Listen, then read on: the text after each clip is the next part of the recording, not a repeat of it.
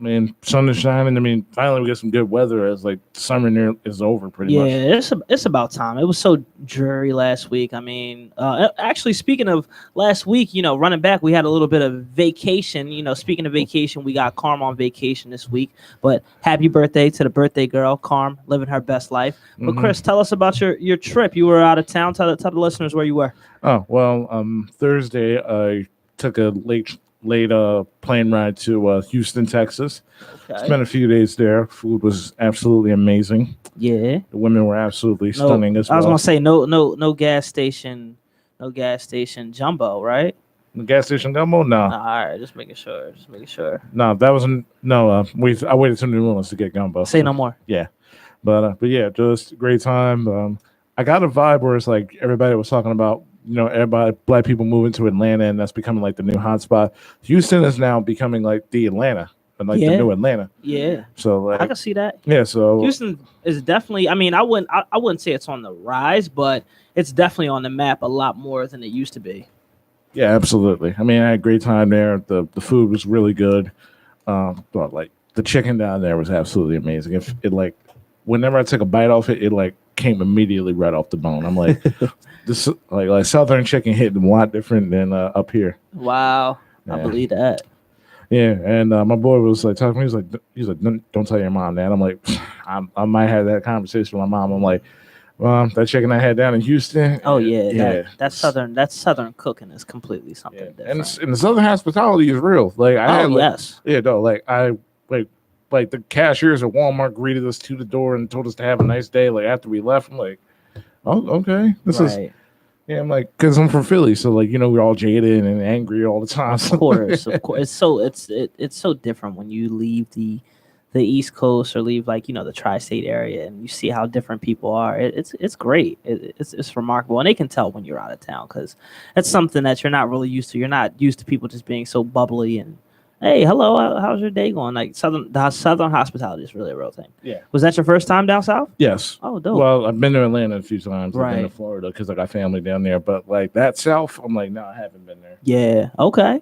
And then yeah, tell me more about that. Spent a few days there. Then we took a bus, about a 6-hour bus ride to New Orleans right after. Food was real. I said, man, food down south is different. I had both chicken and sausage and the seafood gumbo. So like to compare, seafood gumbo I prefer a lot better. Oh, of course. Po' boys, little overhyped. It depends. You got a shrimp one, a fried shrimp? Yeah, fried shrimp. Yeah. Yeah, I'm not gonna lie. When I was down there, that joint was a little dry. I was very disappointed. Yeah, I made a better one at home. Well, I can make a better one at home. It just didn't hit. Did you try out the ruby slipper like I told you? Oh my! No, I didn't have enough time, man. All right. Yeah. Did you at least see Bourbon Street at all? Yeah, I did see Bourbon Street. Okay. How long were you in New Orleans? About 3 days. Oh, nice. And you didn't have time? No, I didn't have time in Houston. I had time in New Orleans. No, it's in New Orleans. Yeah, Ruby Slipper's in New Orleans. No. That's all good. Yeah. Nice. I hit up Bourbon Street. Sunday night, it was fun. It was live. It was active. Yeah, it always is. Yeah. You just walk around with your drinks. Did you try Hurricane? Hurricane, yeah. Yeah, those things put you down. Yeah, them daiquiris were really hidden, man. Fat Tuesdays, and you got to watch out for the pretty ladies who like to pour shots in your mouth. They get you. Did you get caught with that? Oh no, but I did see them walking around like a Bourbon Street with the shots. Be careful. I had no cash, so that's why I didn't partake in that. Lucky. That happened to me one time. But usually when you don't have cash, they'll walk you right up to the bar. Don't get it twisted. Yeah. They're going to say, hey, you may not have cash, but we know you got that plastic. Yeah, and I did have the world famous grenade. That was okay. It's cool. It catches you. I feel like that's for the chicks. Yeah. The chicks like to walk around. It's nice and long, pause. So the chicks like to walk around with that. So they like the grenades, if you know what I mean. Yeah, but overall, I had a real fun trip.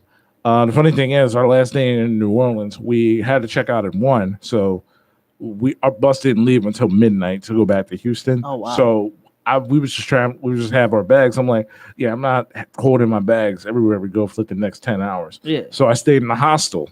For a few hours. Okay. It was only like $30-something. It was nice. Met a few people there. Hostel or Airbnb? It was a hostel. Okay. Go ahead, continue. Yeah, so stayed there for a few hours.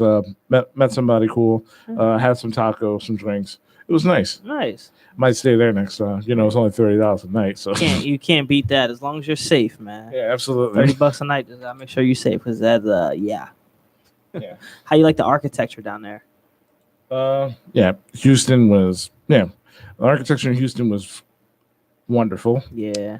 New Orleans, yeah, it was more so. I was mostly down on Canal Street and Bourbon. I didn't get a chance to like see anything else. Got you. That's cool. Yeah, but the hood is definitely the hood. So like every place got a hood for real. Yeah, no, because like my friend was he had friends who lived down there, and he was talking about like pretty much how everybody was strapped down there.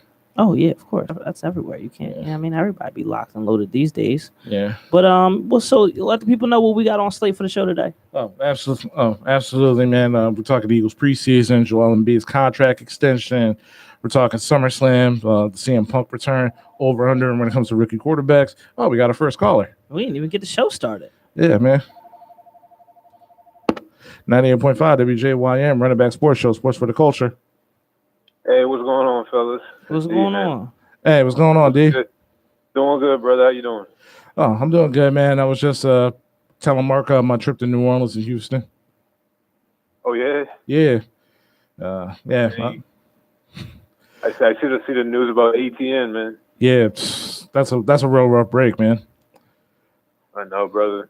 Yeah. So how do you feel about James? Yeah, because I know you're a Jaguars fan. So how do you feel now about, does that mean James Robinson gets pretty much the same production like last year, or does it get more split up with him and Carlos Hyde? I think James Robinson was going to get the same production regardless of the injury or not, honestly. I mean, I got the feeling they kind of didn't even know how to use ATN yet, is the vibe I got. But, I mean, it's still a heavy blow because it was like a change of pace back for us. You know? So, I mean, as a Jag fan, it's, typical same Jags BS, man. Our bad luck, man. Yeah. Yeah, I watched a good chunk of that preseason game last night, man. That was brutal to watch. Yeah, it was hard, man. And I think what annoyed me is if you knew 3 starters on the O-line was out, why would you start Trevor Lawrence? That should be your time to start Minshew to say, okay, well, this is not our guy for sure now, if that's the route you wanted to take. Oh, man. But speaking of Urban Meyer, so first year as a head coach, Chan Gale is also the offensive coordinator. How do you feel about the offense going into the season? I'm not sure, honestly. I'm kind of just waiting and see. I just feel I kind of like the Urban hire because I felt we needed someone to bring like a culture change to the Jags. More so just an offensive coordinator that's just going to come in and, okay, I'm going to call my plays. We need like a whole revamp from the top to the bottom, man. I think Urban's the person for it. But, I mean, everything goes on Trevor Lawrence and his protection. So I'm just waiting to see approach, man. Yeah. I'm gonna keep my eyes because our fantasy draft is this Sunday, so I'm a little skeptical about getting anybody from Jacksonville on my team. So, man, I would say, man, look out for Shenault, though, man. I think he's gonna be good. Okay. I think he's gonna be like the safety net for Trevor. All right. So I would definitely take a chance on him if you can. All right. Oh man, thanks. Free fantasy advice. So, so D, you're also a Trailblazers fan. So, how do you feel about the Chauncey Billups signing? I'm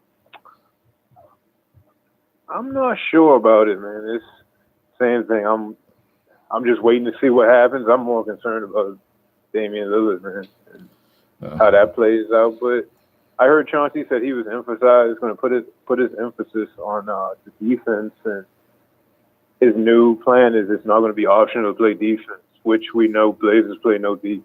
I mean, it was kind of like a joke in the playoffs.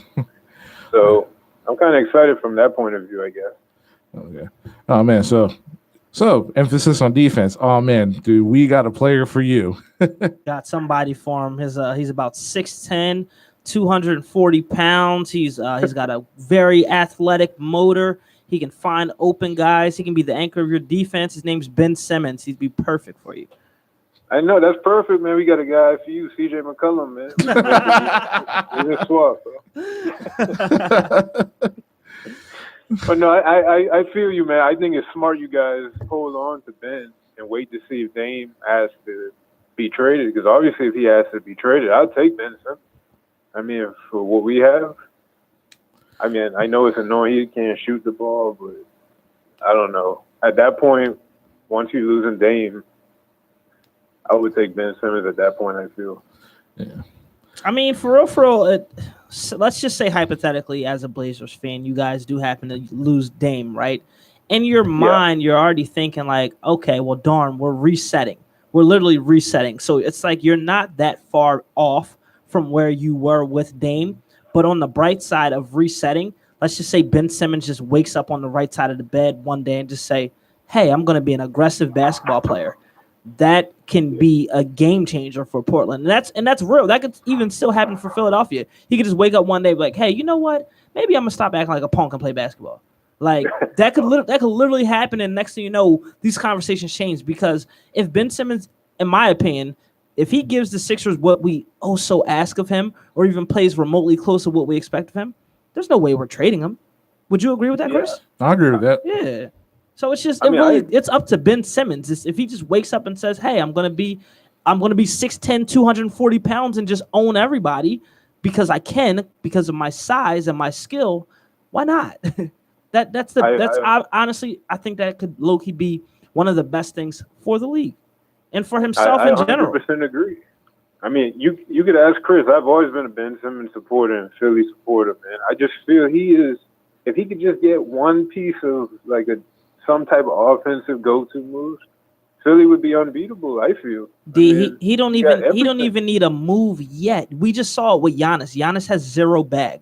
Like Giannis has no bag. He just runs. He runs and he's aggressive. We just saw it. Ben actually has skill. Like, this isn't a knock on the MVP or anything like that, but you know, this is definitely a heated debate that a couple of me and my buddies were having. I'd love to bring it onto the show as well. But I have always felt that Ben Simmons is way more skilled than Giannis. Giannis just has the Mamba mentality, like to improve his game and to just play aggressive. So, and I still stick with that to the death of me, even despite, you know, Ben Simmons being scared to take wide open dunks when, you know, there's a 5'11" Trae Young right there. No, I still would say he's highly more skilled than Giannis. Yeah, no, for sure. Yeah. Definitely agree with that. Yeah. But, yeah, even if you guys got Ben Simmons, I mean, scoring is not your issue. You still got CJ McCollum. You still got Norman Powell, who I really like. You still got plenty of shooters. And I'm pretty sure it's not just going to be like a straight-up swap. You probably got to throw, like, fortunately, like a Tyrese Maxey on to, like, sweeten the pot. And then what people don't even, like, keep it a bean, like, Dame and CJ's game is very, very similar. The only difference is Dame shoots threes, like, from half court. Yeah. And he's a little bit more consistent than CJ. They're almost virtually the same player. They're both like 6'3". They both have all the same skill sets for real. Dame just shoots way further threes. And neither one of them play a lick of defense. No, none at all. And I blame the front office. You have to put the right pieces around Dame. You already have Norman Powell. What's the point of having CJ at this point? You can slide Norm too and package CJ for somebody like a Siakam, maybe. I thought you guys would have got rid of CJ because you guys had the rise of, what was his name, Gary Trent Jr. Mm-hmm. I thought Gary Trent Jr. was tough for y'all, so I thought that was going to make CJ expendable. Then that could finally get y'all some, you know, rim protection and defense in general, because Dame and CJ are the same players. So I feel like that's where Portland went wrong a long time ago. Should have definitely kept Gary Trent Jr. and moved CJ McCollum. I agree. Mm-hmm. But hey, now we in this predicament, man. To each his own. But hey, Ben Simmons would be great for you guys. I'll try not to think about that one right now. Yeah. So D, once again, thanks for calling in. You got any questions for us? And no, man. Thanks for having me on, man. And you guys have a good one, man. Appreciate you, man. All right. Oops. And once again, you're listening to 98.5 WJYM Running Back Sports Show, Sports for the Culture. If you want to call in, Mark, drop that number. Of course, 215-763-9596 to join the conversation. That's right. The lines is open. It's just wide open, yeah, baby. Man. Yeah, man. Nah, but I want to hear your take on that because me and my bros at my party on Saturday night, we had that. I did overhear that. You heard some of that, yeah. What's your take on it? Because like I said, just to I wasn't that I can inebriated. All right, well that's fine. Just for the audience sake, one of the great debates was Ben Simmons or Giannis, who's more skilled. And at the end of the day, I personally feel, as I was just telling D, that Ben is more skilled than Giannis. It's obvious. Like, we make fun of Ben for not having like any offensive moves, but for real, he got a little something. It's just he don't have no touch. Like he got a little post hook, he got a little up and under. Like, okay, that's something. He can dribble a little bit.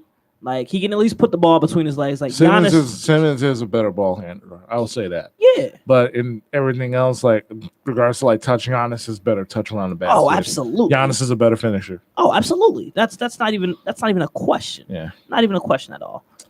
Yeah, but in terms of skills, well, I'll somewhat agree to that. But it's like, to me, it's like, if those skills aren't being used to the fullest of potential, then how useful is having those skills? I agree.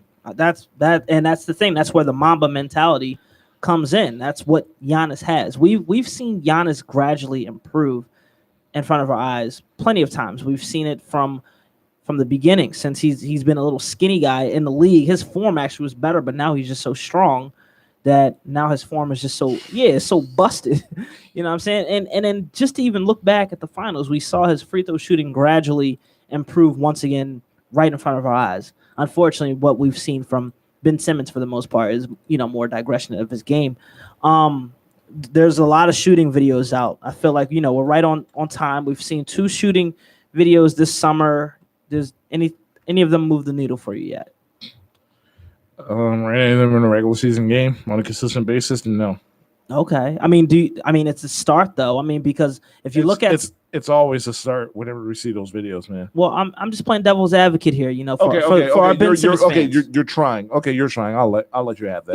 Yeah, for our Ben Simmons, I'm done. I've been off. I've been off since I heard James Harden was available, and I saw that Ben Simmons did not change. So I've been off. But I'm playing devil's advocate. There's really people in this town of Philadelphia who like really are still like, oh my God, if Joel Embiid was healthy, this wouldn't have happened. Just completely forgetting the fact that Ben Simmons didn't shoot at all in fourth quarter. That to me is where, okay, I get the turnovers, but the man averaged 32 and 13 with one good game. Right. And how much of any of that is his fault? The only people that really showed up in that series on a consistent basis was him and Steph Curry. Yeah. I mean, what about Tobias? Okay. What about Tobias? Not okay. Tobias did show up, but like, especially he didn't show up like a number 2. Yeah, he didn't show up because he's not number 2. I mean, yeah, okay. But I mean, hey, Tobias still my guy. He definitely showed up. But yeah, I mean, that's what I'm saying. And honestly, like, having a guy like a Damian Lillard makes it easier for Tobias Harris. So much easier. Yeah, because then like I'm not looking at Tobias Harris as prime second all scorer as Georgia want to be. Maybe he'll be a third option. Yeah, exactly. Now one thing I wanted to say before I switch up a little bit. Now, even those 8 turnovers, we saw it. I still put partially some of that blame on Ben because he was running from the ball.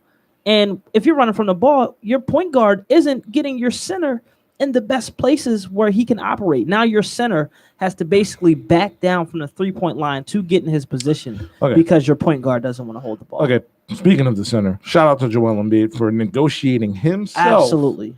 A 4-year, $196 million extension. He negotiated that himself. He didn't have an agent. So proud of him. Yeah, proud of him. He just the fact that he negotiated that himself and is just so locked in here for the city of Philadelphia. That's another guy. I talked about it on a couple shows ago. We need to appreciate Bryce Harper. We also need to really appreciate Joel Embiid wanting to stay here, really embracing the city of Philadelphia, because for him, it's a little bit deeper than that. I mean, this is a city that gave him an opportunity. And it's wild because after he signed his contract, there was a video that was showed of him doing like some wild pass. Yeah. And Donovan Mitchell was like, yo, bro, that was you? Oh, I remember this video. Congrats. And Joel was like, yeah, it's only been 10 years since I've been playing basketball.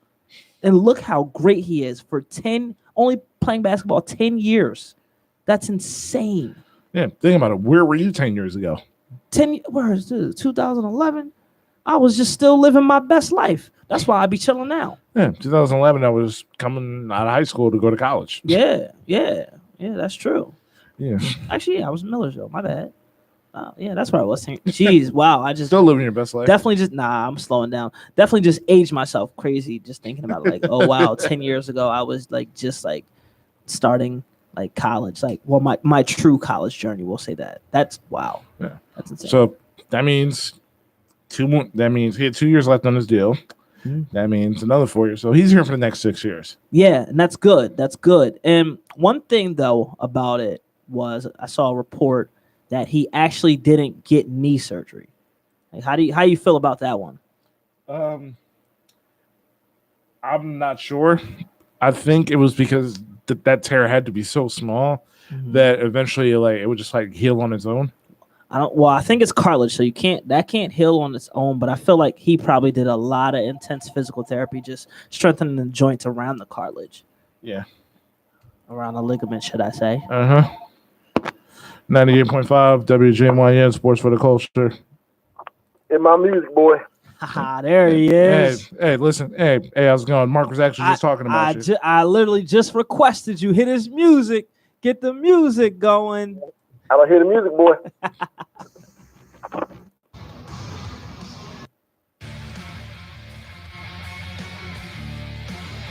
So what's going on? That was kind of weak, but okay. So tell me something. Did you get my souvenir from down there in New Orleans like I asked you to? Yeah, I got you a souvenir. What'd you get me? Well, when you pick it up, you'll see. Is this something that can't be talked about on the airwaves? Oh no. Oh, okay. Oh, no. See, I asked him for a Lonzo Ball New Orleans Pelicans basketball jersey. I figured it'd be on clearance because he's in Chicago now and everything. So Oh, we'll see what you he was got trying me. to get it off the clearance rack. Damn right. I figured that he could afford it and all, so. But we'll see. We'll see. So, tell me something. Why is it that Jalen Hurts only played, like 10 plays in the preseason? Did I miss something? Apparently he had the BGs, aka the bubble guts. That's what they said. They had he had to run. He pulled a Lamar Jackson. He had to get up out of there. Drop a couple of deuces, and apparently it was so bad they had to rush him to the emergency. Oh really? Yeah. So you couldn't just take some Pepto-Bismol, some Rolaids, and some Tums and everything and call it a day, huh? No, I guess not. I mean, weak stomach. I mean, is that a common theme here for African American quarterbacks in the city? I have no idea. All I know is this. It's a 17-game season, okay? I don't know if the Eagles are going to be properly prepared because they really aren't playing their starters. But I understand we're not going to have a bye week until week 14, so maybe trying to keep them fresh. But let's just say I'm 50-50 on the start of the season. Mm-hmm. I'm sorry, what was that? I said I'm 50-50 on the start of the season. What do you mean 50-50? It means the first game in Atlanta, I'm kind of 50-50 on it because they're not hitting in practice. Oh, well, Mr. Norris, you need to get on my side. All right. I don't have any expectations this year. I'm just going to watch the Eagles and enjoy it. That is it. I don't know what they're going to do. And you know what? Quite frankly, I mean, Chris and I, we did go down to the open practice, and we were very excited of what we saw with some of the wide receivers. But I mean, as far as a lot of Ryan Kerrigan slander. Oh my gosh, Ryan Kerrigan! Don't even get me started on that. That was just horrific. Anywho, is he even still on the team? Yes. For now. But yeah. I don't have any expectations. I feel like you need to join this side. It's a little bit, how do I explain it? It's not as bad over here. I'm not as stressed. I'm not worried. Like people are already stressed to the point where it's like, oh my gosh, like Joe Flacco threw 9 interceptions in a preseason game. I mean, it's Joe Flacco. He's very, very seasoned at this point. Who's the third string? Brian Mullins? Nick Mullins. Anywho. Like, I mean, he's not like Tom Brady. So I mean, what more do we want from this guy? So I mean, I'll put it to you like this. I'm not all gloom and doom. Okay. I'm just a little hesitant to put all my eggs in like the Eagles basket and everything. And I'm glad, you feel as though, I'm just glad the Eagles be back and everything. Okay, fine. Guess what? They play to win. We want to see them win. Okay, ain't no participation trophies given out every year. Okay. No, not at all. Not Okay, at all. I have philosophy. You play to win. Okay, Chris Red learned at Harvard when he was a kid and everything. He was button checking all the time and everything. So you play to win. I don't want to hear like, oh, I'm just glad to have him back and everything. I'm sorry, I can't get on that boat. Speaking of wins, how many wins you predicting this season? Since you already taken eggs out, so it can't be more than 7. I'll put him at 7. Okay, all right. I mean, so 7 and so you think they're going 7-10 this season? Yeah, 7 and 10. I mean, high ball. I mean, yeah. Let's just say I'm anxious for the season start to see where they're at. Okay, we're gonna see how they start off. I'm with you. Okay. One thing is for certain is that I feel like the offense is at least going to have a little bit more movement, look a little bit more dynamic, because we don't know what Nick Sirianni can do. And typically new coaches, they don't have a lot of scouting film. So for all we know, he might look like Chip Kelly. What was it, the first season when we had Chip Kelly? For all we know, he might. And we went 10-6 that year. That first season we got Chip Kelly. I don't know. I'm not, like I said, I'm not on the train. This is the first year. I haven't even said what I think our record's going to be.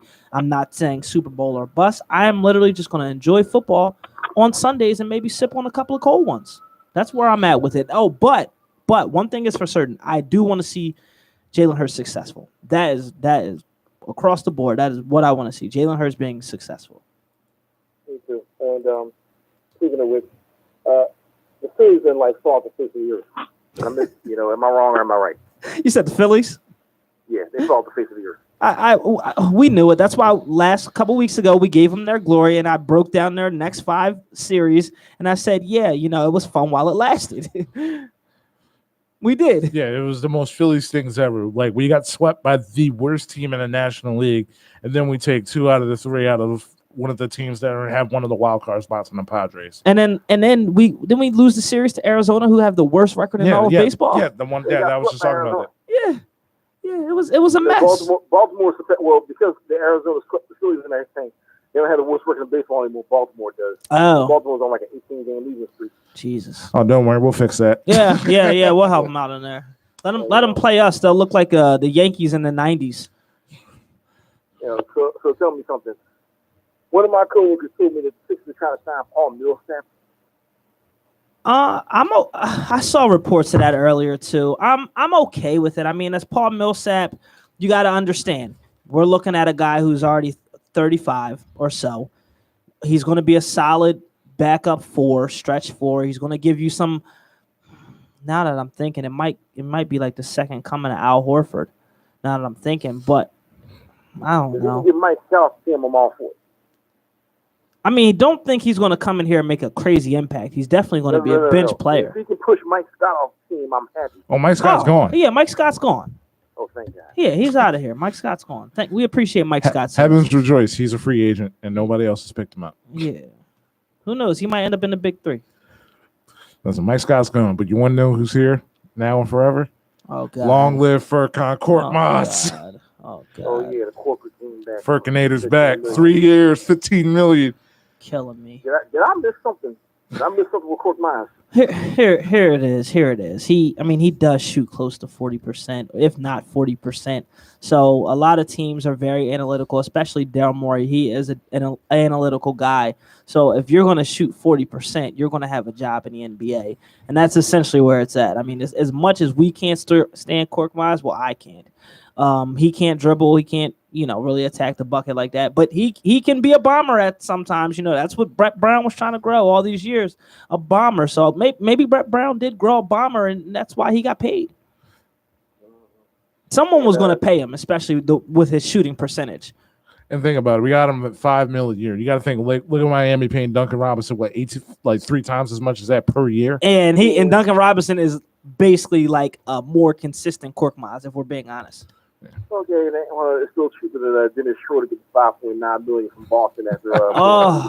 Man, listen. That's why I always say don't be too greedy. He really had 84 million on the books ready. He said, "Nah, I want 100." Pulled a New Orleans Noel. He had $100 million lined up in Dallas. Yeah, Screwed that up. Well, he's getting paid in New Orleans. I mean, getting paid in New York, but not as much as he would have in Dallas. yeah, he messed Well, see, that up. obviously they went to the Latrell Sprewell School of Finance. Literally. Well, The 21 mil was enough to feed his family and all. But that's the story. uh, So, have you guys seen the latest Ben Simmons mixtape? We were just talking about that before you got on the line. I was trying to, see if Chris would pull and bite, but he didn't bite. He didn't bite at all. Yeah, another year, another off season. Ben Simmons like shooting a video of an empty gym. Oh look, he's hitting threes. Oh look, he's posting up. Oh look, he's attacking the basket and everything. While nobody's around. give me Tyrese Maxey and Isaiah Joe Summer League tapes. Give me For that. sure. Tyrese Maxey has Who's guarding Ben Simmons anyway? Casper. pretty much. I mean, no one's within 5 feet of him, so of course you can make those. I get more coverage on that when I play street ball. Like Ben Simmons is a professional athlete and no one is near him. That is insane. There's so professional athletes for calling Ben one. That's Mr. funny. Mr. Deer in headlights. I was afraid to dunk on Elder Bar's Trey Young. So let me ask you this, Let me ask you this real quick. So let's say Ben does come back. How would you feel, Ben, if Ben comes back? If Ben comes back, I hope he improves enough. He ups his trade value so he can get his ass out of here. Because let's face it, he doesn't want to come back here. The majority of people here don't want him. Yeah. I mean, I still feel like you still got the enablers and everything. So, oh yeah, well, we traded Ben. He's going to blow someplace else and everything. Okay, Ben Simmons does not want to be here. Okay, he wants all the money. He wants all the glory and everything. He doesn't want the spotlight be on him to be the number one, the alpha dog. yeah. Okay, he's not an alpha dog. Okay, he's a Delta puppy. He's not even a beta for real. He's not even close. No, I didn't say he was a beta. I say he was a Delta. Oh, puppy. jeez. Woo. Ooh, Delta Airlines. Dang. Paw Patrol. That. He ain't with Delta Airlines and everything. He's Spirit Airlines. Ooh. Oh, we know how bad Spirit is. My Precisely. God. Okay, that's basically like getting a discount flight with food stamps and EBT cards. Yeah, that's very true. That's true. I'll still take that over Frontier. No, I'll take Frontier over Spirit. You keep flying Spirit, you're going to turn into one. You better leave them alone. You know what I'm saying? They got Shoot. duct tape on their landing gear. Mr. Norris, real quick, because our side topic, well, typically when Carm isn't here, we get into our wrestling bag. What'd you think of SummerSlam this weekend? It sucked. You really think that? Wow. It sucked. Oh, was it because it was on Saturday and it threw you off? No, it sucked. They did Bianca Belair dirty. Yes, they did. They did. They did Becky Lynch dirty by bringing her back like that. Yeah. Okay. Dominic Mysterio needs to like find a different profession and everything. He needs to go to Walmart mixing paint or like Burger King flipping burgers and everything. He has no charisma whatsoever. Nah. All right. Bobby Lashley versus Bill Goldberg. Goldberg is Bill done. Goldberg, That was just bad to watch. that was like mildly entertaining and everything because Bill Goldberg actually lasted longer than 5 minutes. Okay. He was Why on the they wanna ground most of the time holding his knee. You know what I'm saying? Why they want to bring back the AARP champion wrestler and everything is beyond me. Right. Okay. They devalued the tag teams. Okay. They devalued the women's division. Yeah. Okay.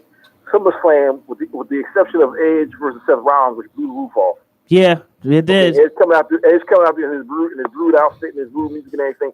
That was how Seth Rollins, he and Seth Rollins, they had a great match. Good Okay. match. Yeah, good match. Solid. Other than that, John Cena and Roman Reigns, Brock Lesnar coming out looking like a damn Viking, with the hair pulled back and the beard and whatnot. Hey, I dig the look. Hey, It's different. I like it. It's Okay. different. Hey, let me tell you something. NXT TakeOver was hands down the better pay-per-view. Mm. Okay? And let me tell you something. The only reason why they did Bianca Belair and Becky Lynch like that, because they were scared CM Punk and the AEW pay-per-view was going to get more, was going to get More views. more views. So Vince changed the finish on that match. He hot-shotted it. It blew up in his face. Yeah, that didn't look good. Yeah. I don't know what happened to Sasha. Walter versus Dragunov off the chain. Samoa Joe versus Karrion Kross off the chain. Okay. The matches, okay, Kyle O'Reilly, Adam Cole, off the chain. Yeah. Okay, the matches in NXT Takeover were great. Okay, even the session of Edge and Seth Rollins. Yeah. Yeah, I feel it. You didn't like the Raw Women's Triple Threat. I thought Charlotte was owning them. I was sick of Charlotte. Oh, come on, Charlotte's the sick of her. greatest. Oh, man. She's the greatest. I'm At this sick of point, she needs They're to trying wrestle. turn her into a female Ric Flair. Okay, I'm sick of Charlotte. Everybody's sick of Charlotte having the title on damn. I mean, but come on, no one can touch her. I was just telling Chris this off air. It's like, remember back in the day when China was wrestling for like the Intercontinental Championship because the women couldn't touch her? That's the same with Charlotte. They can't even touch Charlotte with a 10-foot pole. Let me tell you something. I knew Asuka when she was wrestling over the time as kind of. If they let Asuka loose and wrestle like she was kind of anything, Charlotte will be bringing the breakfast every morning. Yeah, because she was wrestling men back then. Precisely. Okay. They, when they bring in independent wrestlers, they're national wrestlers and everything, they make them wrestle WWE style. They really let them cut loose and wrestle their way and everything. Just the same way with Eva Marie and Doudrop, aka Viper and everything. Yeah. If they let Viper wrestle the way she was in the independent circuit and everything, she'd be killing. Yeah. Okay.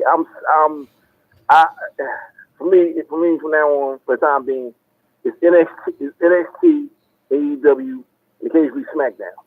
Yeah. I ain't got a tool but to watch it at work. Yeah, that's it. I've That actually watched that Walter Dragon of match. That was whew, that. They tried to kill each Get other. sore watching it. With Joe and Karrion Kross. They tried to kill each other. That's what I'm saying. I didn't get a chance to watch NXT Takeover, but it's on my list. I'm gonna watch it tonight. Check it out, see how it went, and we'll take it from there. I know the NXTs, they're always good. They're always good. The Takeovers. Whether it's regular NXT, NXT UK, it's it is off the chain. It's without question off the freaking chain. Check it out. That's your alternative to Raw. Because Raw is a dumpster fire floating on the river right about now. Raw's terrible. It's the worst thing I've ever seen. Okay.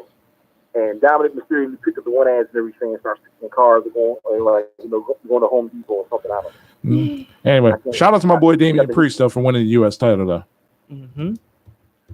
That was dry, but yeah, that's still a good win for him. I hate that U.S. belt they got. It's disgusting. Okay, that's like something like Lil Jon have around his neck. That's funny. Did I win? That is funny. All right, boy. So let me tell you something. All I do is might get better be good. They're gonna put you on blast next week. All right. Did Chris tell you? I invited him to a Phillies game on Thursday, but he said he gotta work. Because I gotta work. He gotta get them mugger stacks. All right, he's trying to have a father-son moment and everything and all. On top of all the times I sacrifice money to spend time with my son, but it's all right, though, son. Go ahead and earn your money, though. Go right ahead. That's all good, Mr. Norris. We appreciate the call as always. We need you every week, especially after the Eagles game. Hey, you got me. And tell you boys, if my souvenir you think and everything, he's catching you next week. Dang, I guess I'll be riding solo next week. All right. All right, Dad. Anyway, you're listening to 98.5 WJYM Running Back Sports Show, Sports for the Culture. You want to call in, join the number. Drop that number, Mark. Of course, 215-763-9596. You already know how it goes. Yep. Already know how it goes. But yeah, man. One thing, just to go back a little bit, because I know we're going to talk a little bit more about SummerSlam later. I just wanted to talk about Dame for a second. I want your perspective. Like, we know what he's been able to do since he. Oh yeah. We know what he has been able to do for the Portland Trailblazers. What do you think that he would be able to do for the Philadelphia Sixers and for our team? What are some great things? The biggest thing that, to me, that Dame Lillard would bring is that we all know Joel Embiid has one of the highest usage rates in the NBA. Him having a legitimate point guard who can go ahead and get his own shot, and more importantly, you could put Joel Embiid on the bench and you could run a unit anchored by Tobias Harris and Damian Lillard, and you don't got to worry about the lack of scoring. To me, that's the biggest thing that we need because every single time we watch Joel, it's him having to create baskets off the top of the key because there's no spacing. Yeah. So he doesn't have to work as hard as he normally has to do in order to get a bucket. So you'll be able to play a legitimate Joel Embiid in the post, and you can play 4 out. If the double team comes, kick it out to the bias, corner 3.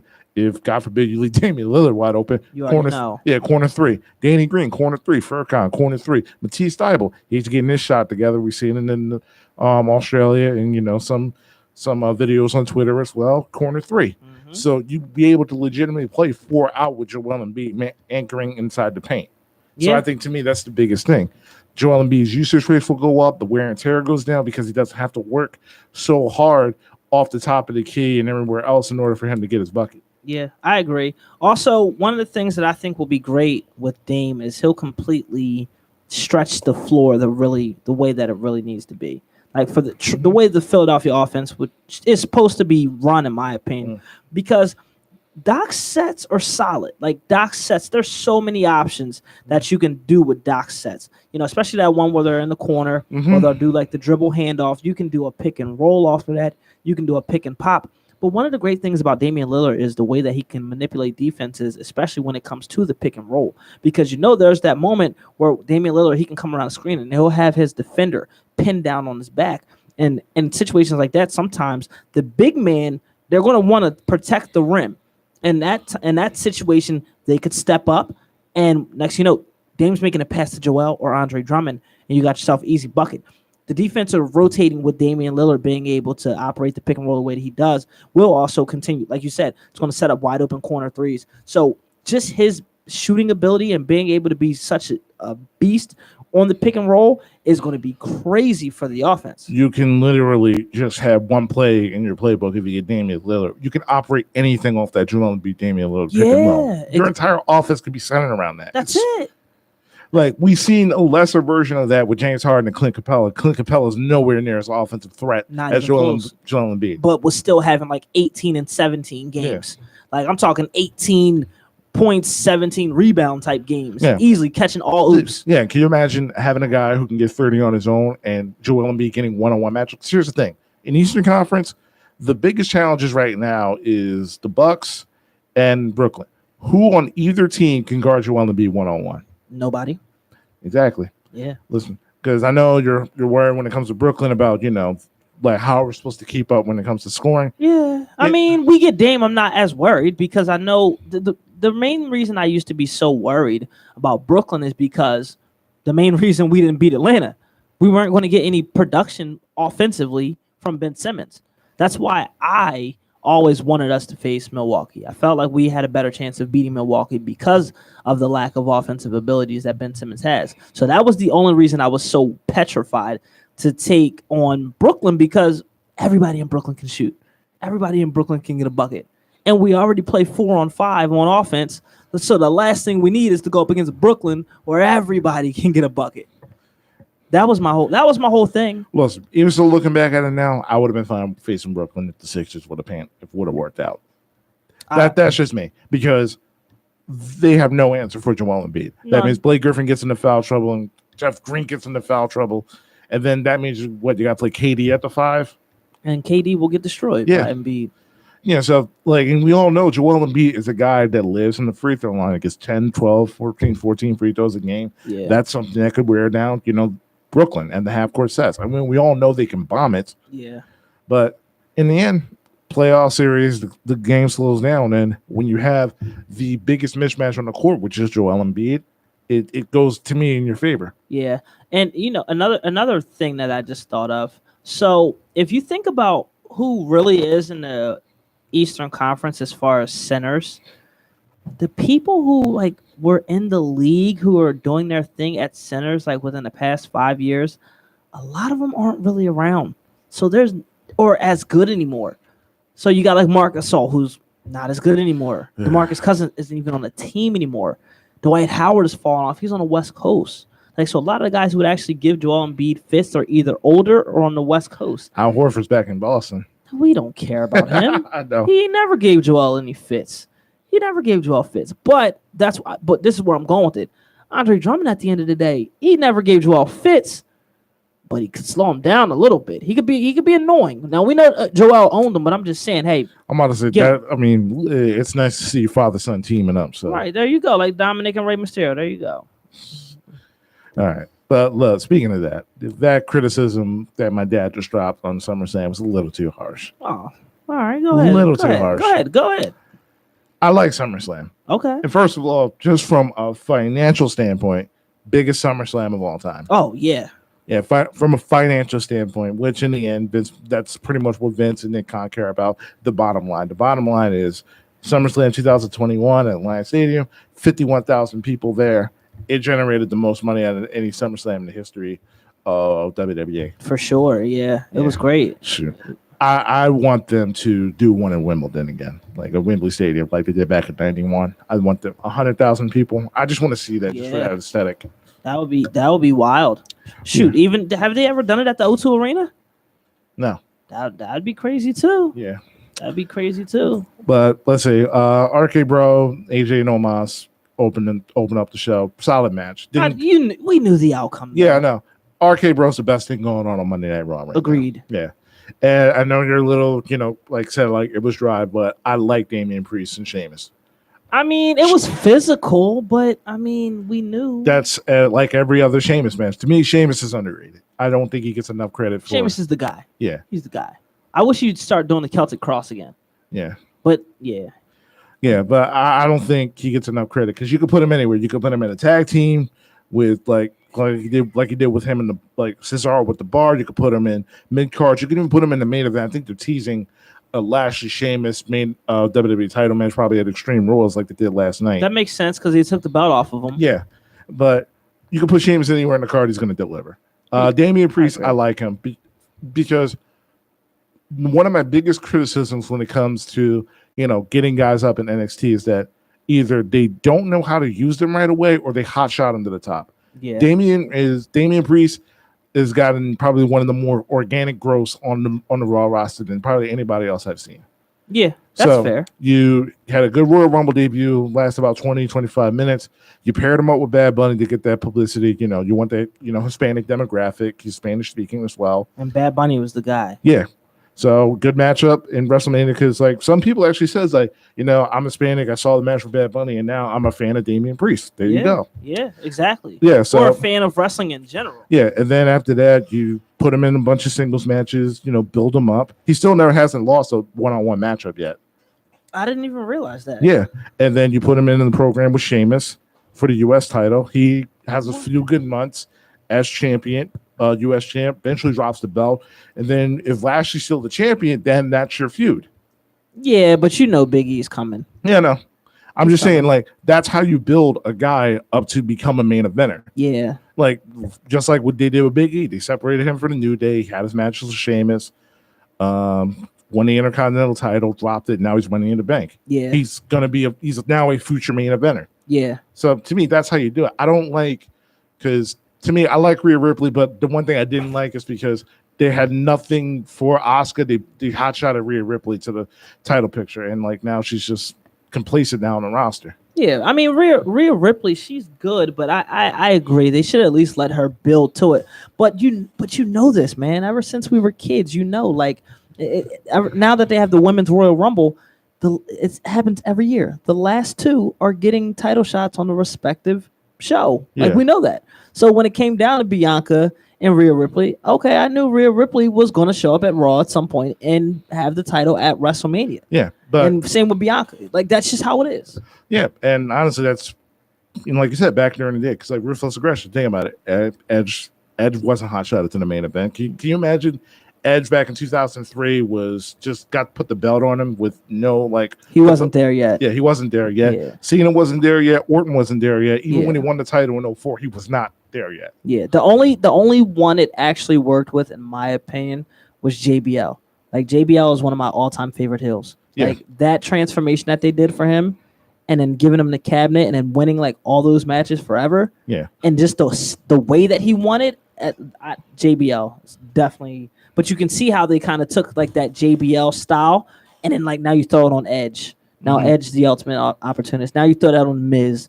Like they're all winning the way that JBL was winning, like during their runs, which I love those type of title runs. Yeah. So honestly, that's probably one of my biggest criticisms. Everybody's talking like, oh, how come this guy is not like a main eventer? I'm like, it doesn't work that way. Number one, not everybody's a main eventer. No. And two, it's like, But the superstars need to also realize that too, because everybody comes in thinking that they are a main eventer. Yeah. And that's why people get disgruntled, and they want to get a chance to move over to another opportunity, another show, another company, et cetera, et cetera. mm-hmm.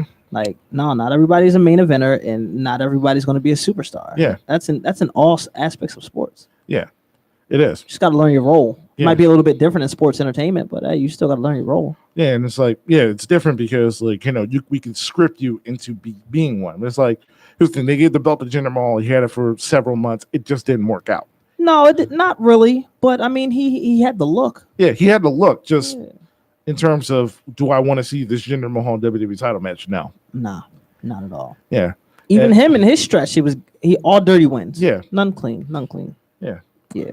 But yeah, but that's a good point. Like everybody needs to, and I feel like that's issue now with wrestling. I feel like everybody thinks you should understand your worth. But it's like, you need to understand that it's like, just because they're pushing this guy doesn't mean that it's like not everybody works out for this certain company. It's like what Ricochet was doing in Lucha Underground. I'm like, yeah, that's cool, but it doesn't work in WWE. It doesn't work at all. Yeah, like what's funny enough, what Bianca Belair was doing in NXT is like, okay, that's cool, but she's better on the main roster. Yeah, She's presented better on the main roster. Same with Riddle, same with Priest. Riddle's my guy. Riddle puts on matches though. Yeah, Even like on a regular Raw, like a singles match, yeah, I'll always watch Riddle matches at least because he puts on matches. He can wrestle. mm-hmm. He can wrestle.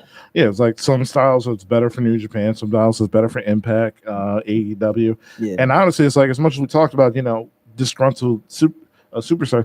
Eventually, AEW is gonna have that problem. Oh, of course. That's why they had to come up with a secondary show. Yeah, You already got too many guys, and now the thing is, like, not only do you have too many guys at this point, you're taking all away guys that WWE just tossed away. So what happened to your original talent? yeah. Like, I can't even remember the last time I seen Pac on AEW.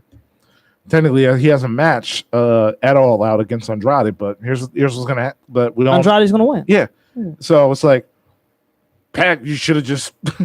It's like as much as you complain about, your spot in WWE, it's like you should have just stayed in New Japan. Yeah. Because there's nothing left for you. Because there's nothing left now in AEW. Because the problem now is that what Vince McMahon is letting all the talents that Tony Khan's picking mid, you're just fattening the pig. Yeah. And what happens when that pig bursts? Mm-hmm. It's like, okay, it's going to be Darby Allin versus CM Punk. Darby Allin is probably your best and probably best booked baby faces. You're not going to have him beat CM Punk in his first match of 7 years in Chicago. No, he's not. So what's going to happen with him after that? MJF just beat Chris Jericho. What's going to happen? What's next for MJF? Right. It's like you took Adam Page completely out of the title picture with Kenny Omega, which is one of your better long-term booking storylines. So overrated, by the way. And now Christian is getting a title match. It's like, out of all the talent that you guys have, this is the best main event you can have it all out. No disrespect to Christian, just Yeah, it's just all WWE guys now getting, former WWE guys. Yeah, getting it was like- opportunities. Daniel Bryan's coming. If Adam Cole, Is that true? yeah, it's pretty much he's probably going to be at All Out. Bryan Wow. Danielson, but it's like, okay, but what are you going to do with what happens to the younger talent if Daniel Bryan comes here? Because everybody's going to want to see Daniel Bryan. Yeah. What happens if you get Bray Wyatt? Everybody's going to want to see Bray Wyatt. Yeah. What happens if Adam Cole does show up? Yeah. So like, what happens to guys like Orange Cassidy? What happens to guys like Darby Allin? Orange Cassidy's my guy. Yeah, Love Orange Cassidy. yeah. It's like it's like LAX and FTR are probably your two best tag teams, and it's like I barely see LAX. yeah, and it's like you're having a tag team tournament for you're having a tag team tournament and neither tag team is in there. That's wild. Okay, yeah, but come on. 98.5 WJYN, Running Back Sports Show, Sports for the Culture. What's going on, man? What's going on? Hey, Yo, James, yo. what's going on? Hey, nothing, man. Another day. How's everybody doing? Blast.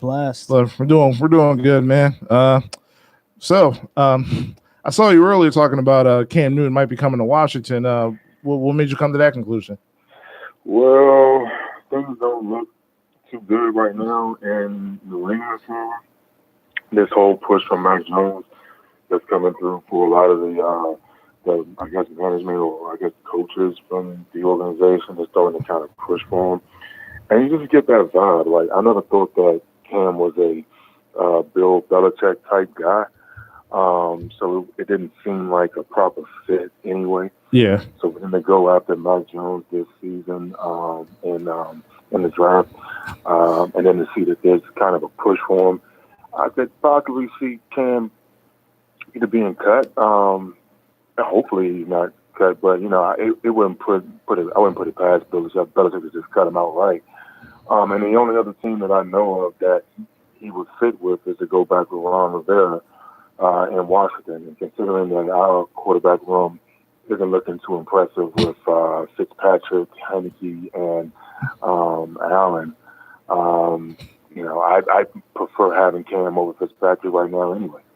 So that's why I see Cam coming to Washington, and we'll see what shakes.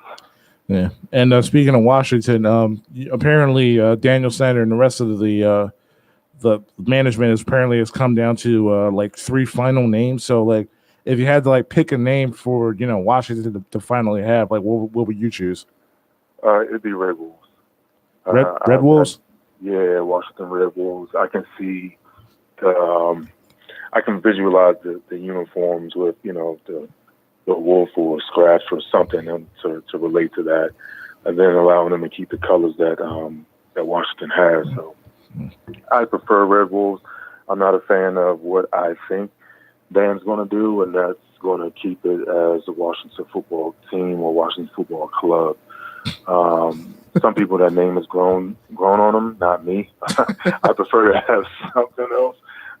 Other than that, I heard Armada was another one that's kind of, getting some weight around town. But for me, it's Red Wolves. Anything else, I'm not going to probably be too happy with. Oh, so now what about Washington Defenders? Pretty much take the Arena football team name. Yeah, nah. It doesn't quite. Let me think about the rest of the division. You got, the Eagles. You got Cowboys. You got Washington. You got the Giants. Like, everybody has something that kind of fits them. Mm-hmm. Defenders just doesn't feel like it flows with Washington, in comparison to the rest of the division. So, yeah. But if you say Cowboys, Red Wolves, or you say Red Wolves, Eagles, it kind of has a ring to it. So, Defenders, Eagles game, that doesn't sound too tempting to me. But if you say Red Wolves, Eagles, yeah. Yeah. So, so you're also, so we talked the NFL offseason, NBA offseason is pretty much all but done. We're pretty much waiting for training camp and preseason games at this point. So, if you had to grade your Miami Heat in terms of the job they did in this offseason, how would you grade them? I'm going to go with B. They addressed the point guard need. They added a lot of defenders. What I don't think they've done is address the depth on the bench. And personally, I didn't like the Duncan Robinson contract. And a lot of Heat fans don't like when I say that. I don't think Duncan Robinson is a starting shooting guard you can win with. To me, he's more Kyle Korver 2.0 than he is Klay Thompson. Mm-hmm. Klay Thompson, yes. Duncan Robinson, absolutely not. He's not a 3-level scorer, and then he struggles on defense. And I remember watching him last year saying that anytime a team really needed a bucket or a foul, they would go directly at Duncan Robinson, and that's a problem.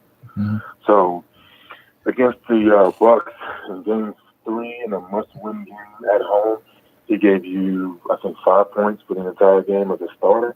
In Game 4, he gave you 2 points as a starter at home in games that you absolutely needed to have.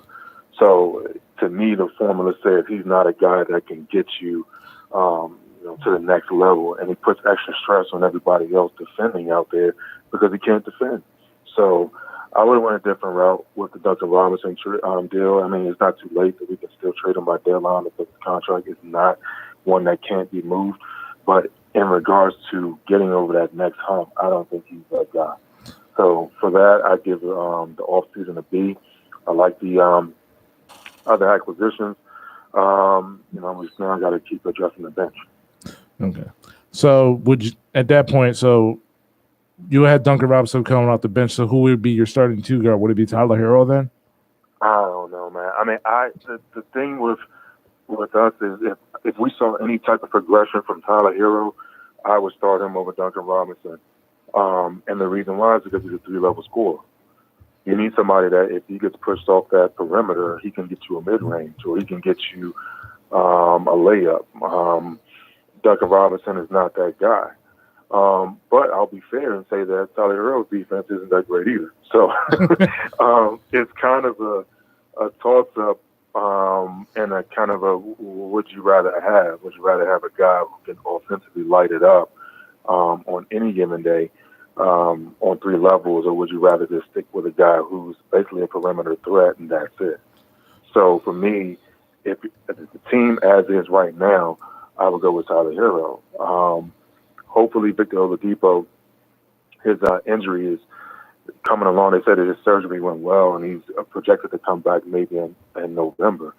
If we can get him back that early, that's great. Because you need somebody like that who you can go to and get you 15 to 20 points anytime. So again, Victor Oladipo is another example of a 3-level scorer that Duncan Robinson simply isn't right now. So every successful team right now that has advanced in the playoffs, they usually have guys that if you take away one thing, they'll give you something else. And Duncan can't do that. Mm-hmm. Yeah, so I'm pretty sure Pat Riley probably watched that Malice in the Palace documentary and decided to build that Miami Heat team this year, probably in that same formula. Just what do you think of the doc, man? I watched it this past week. I was kind of late because everybody else was talking about it, but what do you think of it?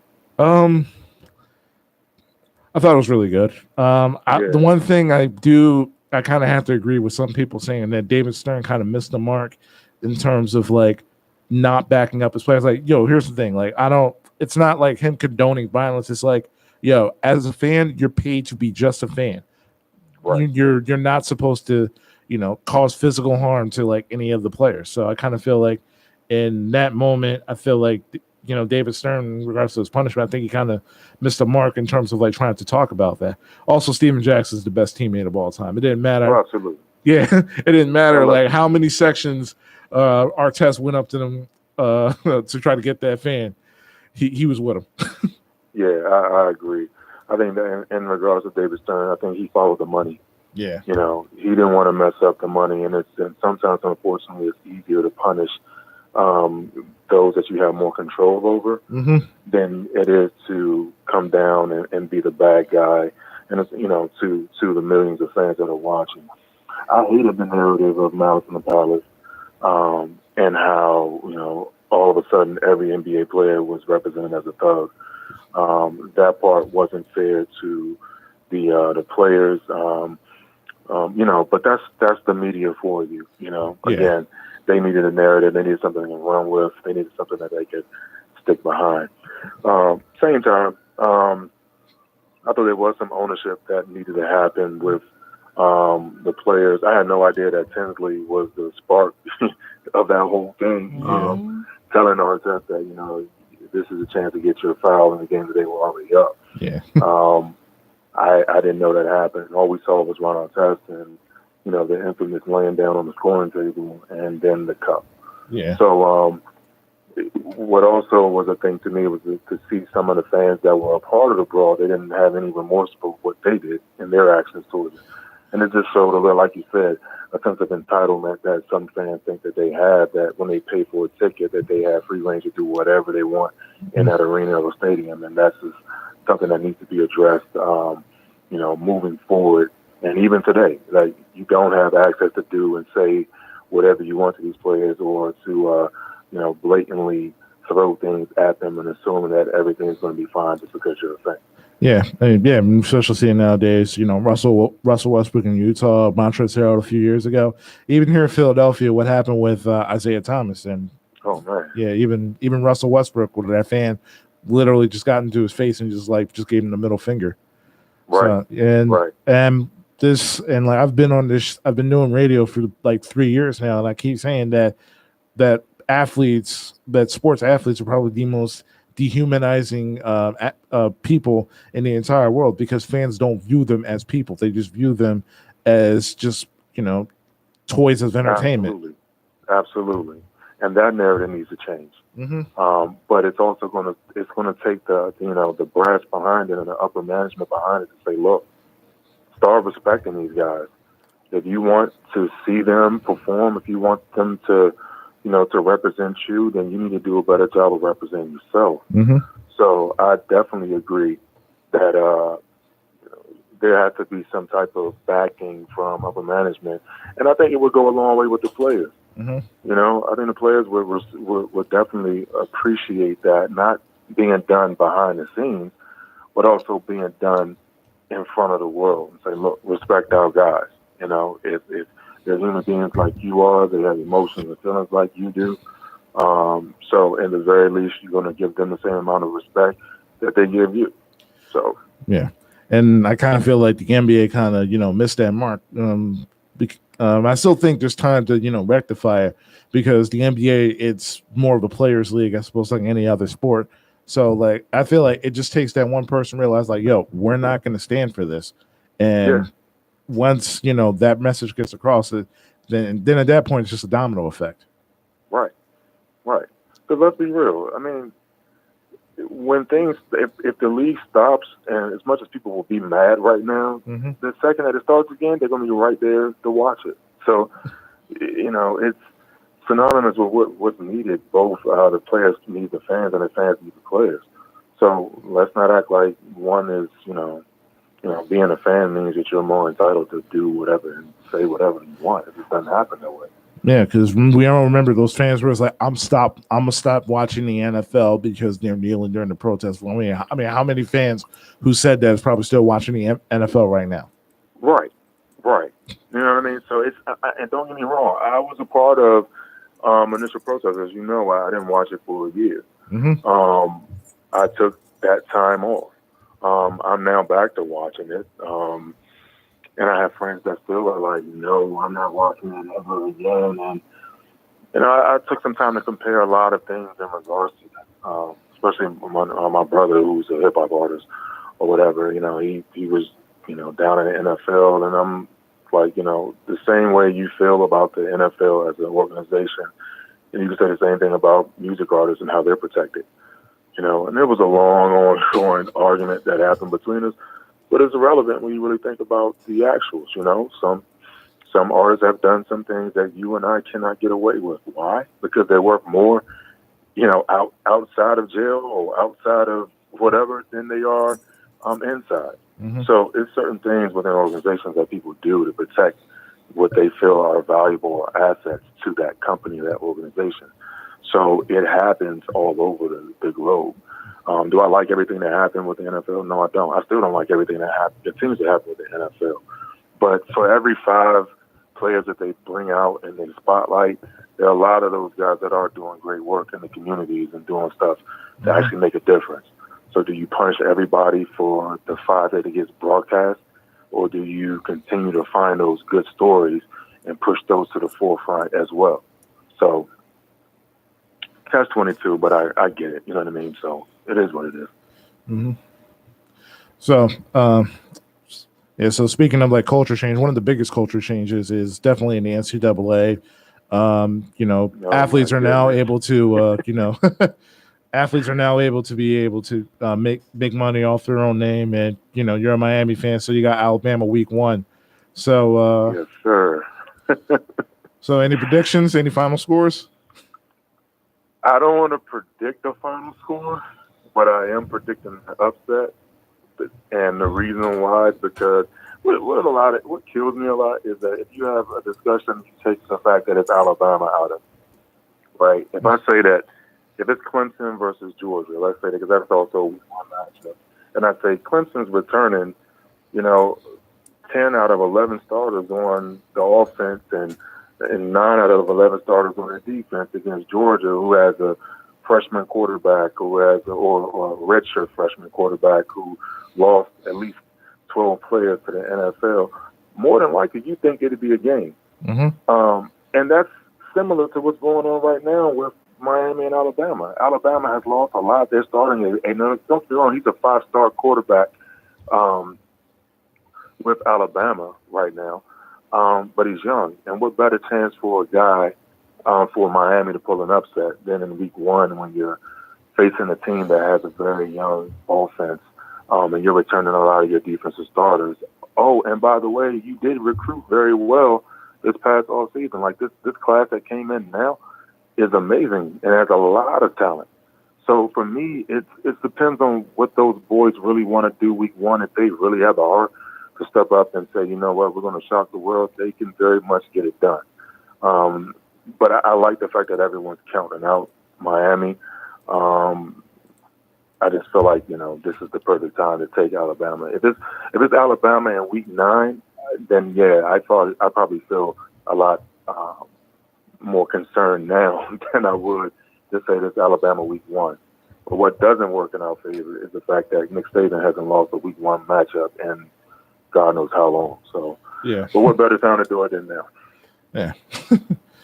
Yeah, that'll definitely set the tone for this college season. But yeah, so what are one last question before I get you out there. So what are your thoughts on this alliance between the ACC, the Big Ten, and the Pac-12?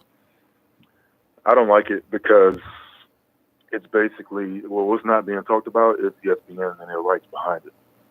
So if you really do the research on it, ESPN is creating a monopoly and nobody's really talking about it. But they have the rights to, I think, the ACC network, but also I think they have the rights to college football playoffs. Yeah, college football playoffs.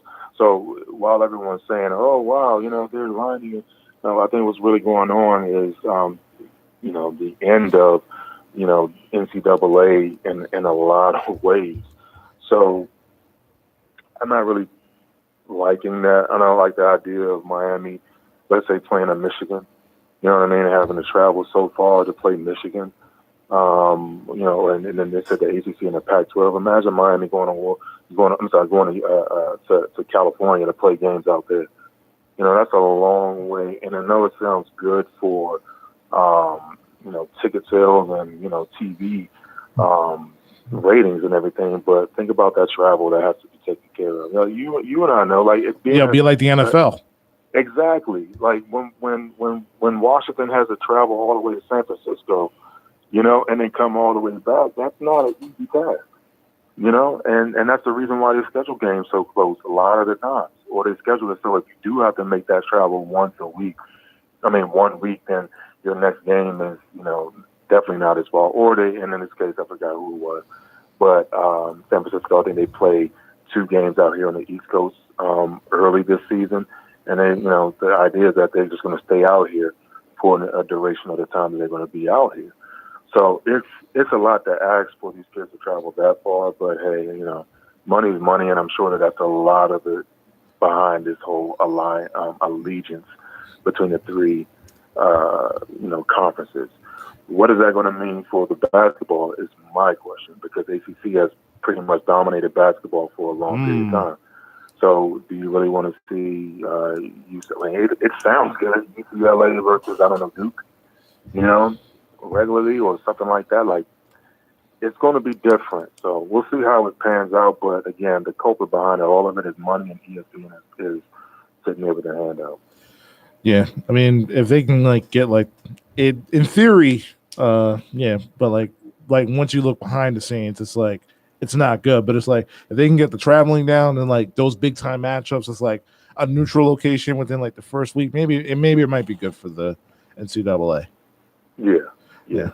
We'll see. We'll see how it shakes. I'm not a fan of it now, but then again, with the Texas now and Oklahoma now being a part of the SEC, it's somebody's got to do something, because can you imagine a rating? When Texas joins and Oklahoma joins the SEC, you're not going to be able to tell or say anything about any of them being ranked high. Because preseason rankings, a lot of that has to deal with, well, you play in a bigger conference. And you and I know when you're ranked high, you have a lot more leverage to still lose a game and still make it. But when you're ranked in that mid-range, you lose a game and you drop down to the 20th and everything. It's over. Yeah, exactly. It's pretty much over. and that's after one game. If Alabama loses on September 4th, they lose that game to Miami, which I'm hoping to do. Alabama still has a very good chance to make the playoffs. Yeah, if they Now, went out Miami, and they win the FCC, yeah. exactly. But if Miami loses that game, even though they're playing the number one team in the country, you lost the game, and your chances of now making the playoffs are slim. So preseason rankings matter. Strength of conference is always going to be there, regardless of how much they try to diversify it. It makes a difference in the preseason rankings. So if the SEC picks up Texas and they picked up Oklahoma, and two juggernauts of the NCAA football, then it just justifies SEC being ranked highly every year, regardless of who you are in the SEC. Yeah. And there's already a bias when it comes to it. So, absolutely. Yeah. All right, James. Real good discussion. Appreciate you calling in, man. All right, no problem, man. Thanks for having me. Oh, yeah. And one last question. So, just a quick off-topic question. So, Joy Taylor or Taylor Rooks? Yeah. Don't do this to me. Oh, man. Hey, that's the hardest question you asked me all night. That's like when the macaroni and cheese and the yams touch, you're still gonna eat it. There you go. It's like, oh man. Listen. Take out a quarter, flip it, and then that's your answer. Yeah, that's where I'm going with it. Like in my mind, I've already married Joy like 3-4 times. You know, and Taylor seems like off limits to everybody. Don't touch my Taylor. That's a good question, man. I plead the fifth on that one. I don't want to incriminate myself. Oh man, I appreciate you calling in, James. All right, man. You got to take it easy. Take it easy, James. Later. Yeah, man. That's funny. Oh, I didn't know you was gonna hit him with that question out of nowhere. Yeah. Because for real, that's a tough one. I mean, but I don't know. I feel like I always swing more and more towards Joy Taylor. I like her feistiness online. Yeah. You know, I like a woman who can hold her own. So, you know, I mean Taylor Rooks, she don't get the stuff online that Joy Taylor does. I feel like everybody loves Taylor Rooks, but who knows? Like maybe Taylor Rooks isn't responding, but you know, Joy, she always chooses violence. So you know, it's every night. That's all I see on my timeline is her just fighting off the trolls. Oh yeah, like 2 weeks ago, like Miami Dolphins Twitter was like at Joy Taylor neck because Tua Tagovailoa. Why? What happened with Tua? Oh no, nothing, because she says like she wasn't. Oh, because they pulled the receipts about like her. Not being a fan of like Tua, but she be on him hype. Yeah. Look, here's the thing. Joy, her takes have been a little bit weak lately, but I still love her. But her takes have been like way off, especially even that Jalen Hurts take. Yeah. A couple weeks ago, like I'm like, yo, he was cool until you started talking about my team. Like you was like, you know, I was still, you know, giving you a little bit of leadway, but her takes have definitely been a little bit outlandish, a little bit of late. I lean more towards Taylor, but you know, because she had you on the IG Live, that's why. But I get it. Yeah, but however, after that Atlanta Hawks series, it's like I know you're from there. I get that's your team, but it's like I'm still a little salty about that. Nah, I mean, hey, that's just the way it is. Yeah, I'm just like every single time I'm just like, yeah, go Hawks. I'm like, Chris, let it go. No. Look, I look at the end of the day, I love the Taylors. So it doesn't matter which Taylor it is. I love the Taylors. Yeah. Oh man, could have thrown Ross Gold in there once. I've been off her for a bit. I have been off her for a bit, but I mean, I still love her. It's just she got the eyes for me, man. And I've seen them eyes in my life, and I you know, that's kind of scary. I don't really want nothing to do with them eyes. I've seen them before. Yeah. And once again, you're listening to 98.5 WJ1M, Running Back Sports Show, Sports for the Culture. If you want to call and join the discussion, the hotline is open. Of course, 215-763-9596. If y'all watching on YouTube, I'm like super relaxed. Like I am beyond relaxed right now. Carm is not here this week, so he's sitting in the chair. He's relaxing. I am so relaxed. Sipping the water. First off, like I'm still like low key like recovering from my Saturday shenanigans. So I have been just shenanigans. Yeah, shenanigans is the word. So I have just been just trying to recover. You know, getting my energy back and whatnot. So that's why, you know, if y'all see me on the YouTube right now, that's why I'm just vibed out.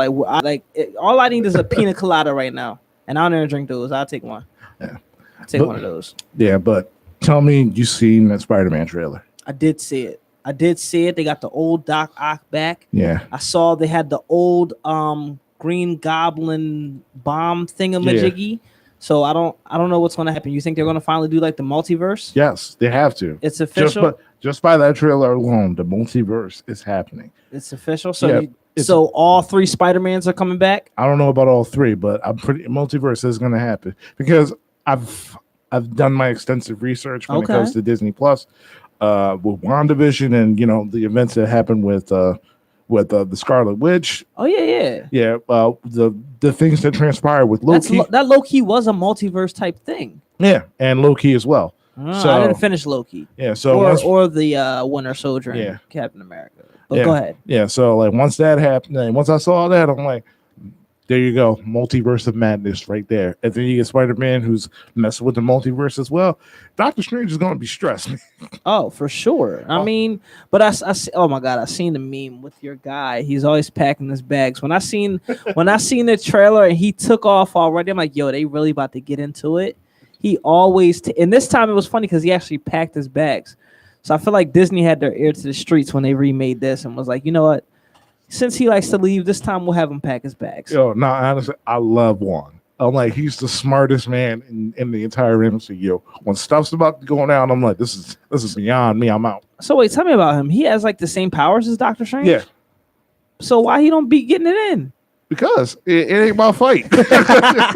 He definitely do be taking off. He's like, yeah. He's like, yo, y'all about to fight Thanos? That's crazy. Someone's got to protect the Sanctum. So good luck with that. Right, like see ya. That's funny. Nah, the trailer looks great. It does look great. I'm just I just don't know what they're gonna do. I don't know what they're gonna do. I'm excited to see what happens. Like, I feel like, of course, this current Spider-Man, he's gonna be doing this whole thing the entire fight.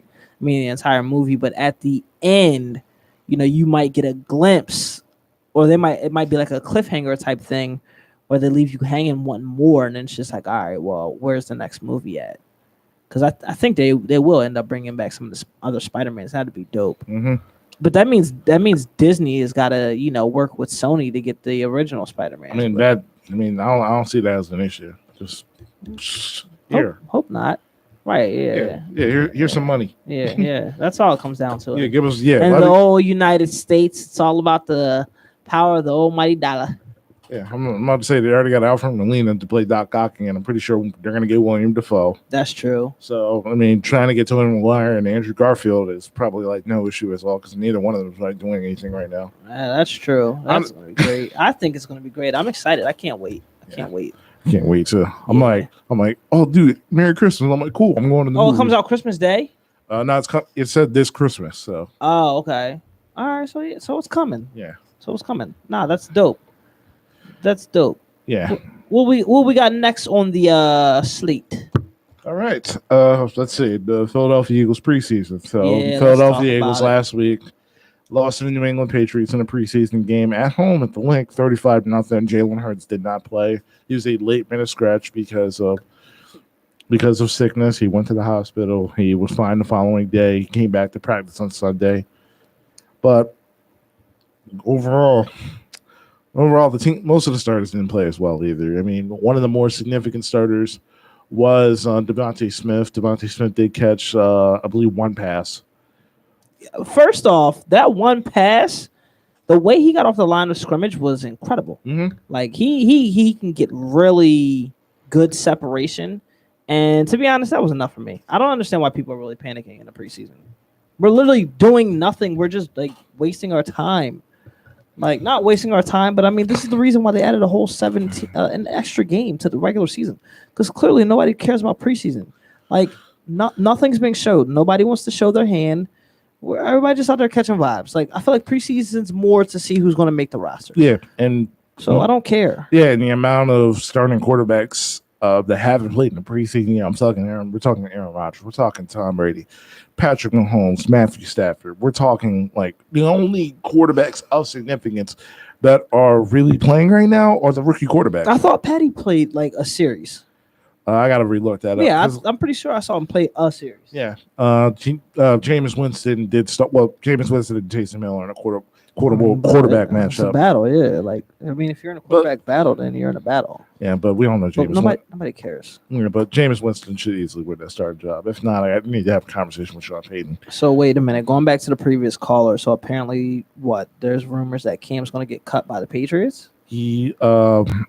It's to me, I've read that it not so cut, but he did get sent home by for like COVID protocols, something along those lines. Yeah, I did see that.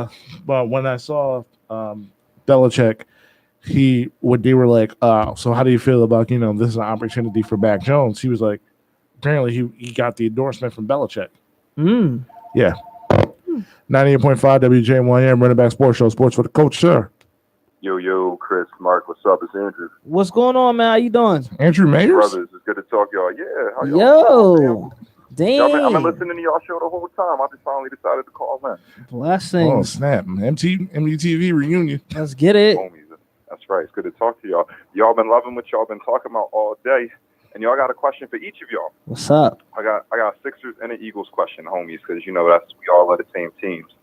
So I'm gonna start with Mark first. Of course. I'm gonna throw you with my Sixers question. Chris, I'm gonna throw you with my Eagles question. Shoot.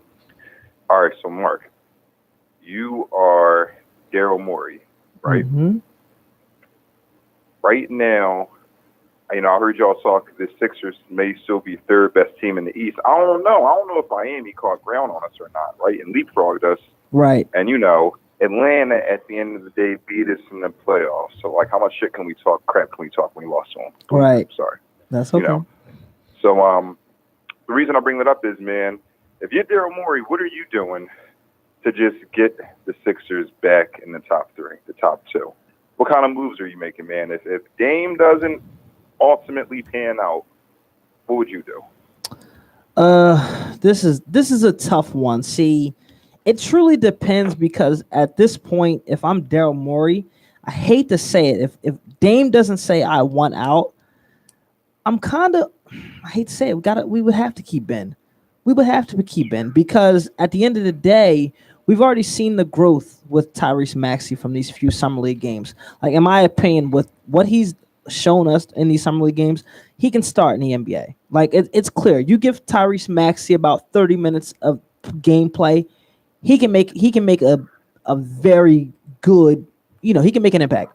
Now, and what I would do in that situation, because I do like Maxey, and that's like I said, that's if Dame doesn't say he wants out.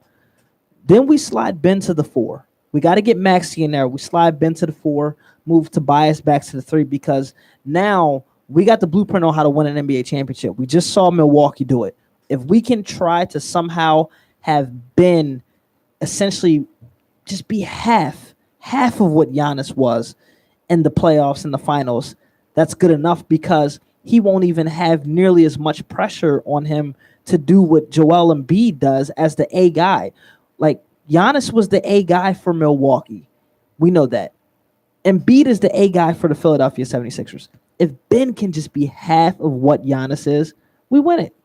Plain and simple. So if Dame doesn't request a trade, we keep Ben, slide him to the 4, move Tobias to the 3. Seth Curry plays the 2. Maxey plays the 1. We get some veteran presence with Danny Green on the bench. Maybe who knows? Maybe Matisse Thybulle, his play with Australia, that could boost him into the starting lineup. But as of right now, that's I would just have to settle, unfortunately, as bad as the relationship is with Ben. Yo, Mark, you think it's really as bad as things are? Ben would willingly slide to the 4?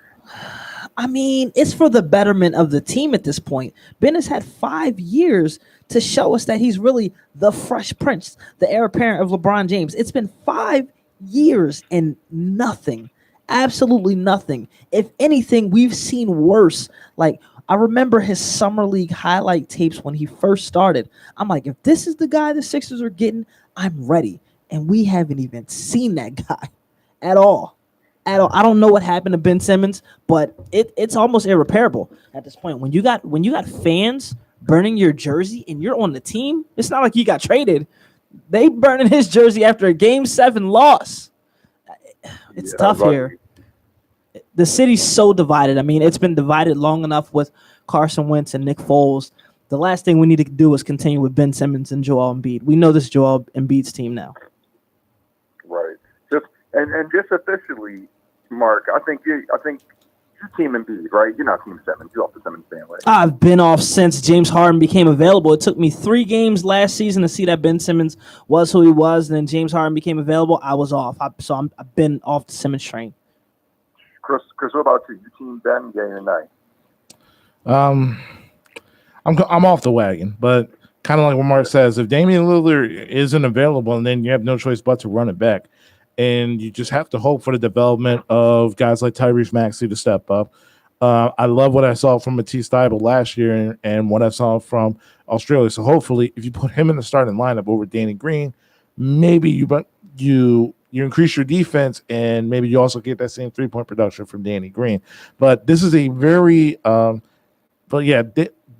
trading Ben Simmons just to trade him doesn't help the Sixers at all. No. So at this point, you have to move Ben Simmons to the 4 because I don't care what Ben Simmons wants because we've been doing it Ben Simmons' way for 5 years. Yes. The organization has been letting Ben Simmons do what he wants since he got here. And we've been letting it do for Joel Embiid too. The only difference is that we got the return in terms of compensation back from Joel Embiid compared to Ben Simmons. So slide Ben to the 4, put Tyrese Maxey into the lineup, and just hope for the rest of the young guys that you develop hopefully step up so we can solidify our bench. Because this team was the number 1 seed for a reason. Exactly. And now it's even with the shooting deficiencies and the lack of aggression from Ben Simmons. It wasn't by like sheer luck or coincidence that this was a number 1 seed team. And y'all don't think just the relationship is fractured beyond repair? You think it can be all love still between Ben, the organization, the city, everybody? Let me take this one real quick. It's simple. It's so simple. I said this earlier in the show. If he wakes up and just decides to play basketball and be an aggressive player, he's good. He'll have the city back in no time. We're not asking of anything. We're literally asking a man to do what he gets paid to do. And that's literally just play basketball like a human being. Like, play basketball. The fact that you're 6'10", 240 pounds, and you run away from the basketball in the 4th quarter, you don't even attempt a shot. Bro, we not even, at this point, I don't want a shot. I just want aggression and free throws. Literally, if he's aggressive and shoots, at this point, 65%, that might be 21 points per game. That's so much different than 15 points. Yeah, 15, 18, playing with the triple-double. Yeah, I don't even care about the triple-double at this point. I don't even care about that. I just want aggression because the main thing I've been preaching the entire Philadelphia 76ers season is that, yes, we know Ben plays amazing defense. I've been saying it. Sixers defense, amazing. Where are our points coming from outside of Joel? We know Tobias isn't going to be that consistent. That's it. That still stands with me. We need a secondary option. Literally, if Ben just decides, don't even look at me with that Furcon Corp. Don't even look at me with that. Don't look at me with that. But no, we need a secondary option. It's time. We signed it back for a reason. Nah. Yo, Korkmaz is like our secondary bench option. No, he can't be the second overall. If he's second overall, we might as well be trying to get a lottery pick. This is ridiculous. Y'all was talking earlier about, alpha, beta, delta. Korkmaz is the beta. He's all the way down there. At this point, jeez. It's Absolutely. bad. All right, cool. Well, hold on. My second question. So the second question is for Chris, y'all, and it's the Eagles question. We love the Birds. And, Mark, I was really vibing with what you were saying earlier, bro, about this upcoming season and just not really having no expectation, honestly, right? And just playing football. Yeah, I don't want to get my feelings hurt. Yeah, not even setting yourself up for the fall. Yep. I think we all know what it is. So here's my question for Chris. Chris, I'm going to ask you to be Howie Roseman. We all know Howie should have been out of town by now, but it's all good. Okay, shoot. So, Chris, if the Eagles go, and I don't know if y'all get tripped up, but this extra game keeps tripping me up. Yeah. So let's just say the Eagles go 8-9. Okay. Right? Just something y'all real mediocre. 7-8. These new records, like I said, they sound funny. So let's just say the Eagles middle of the pack. Mm-hmm.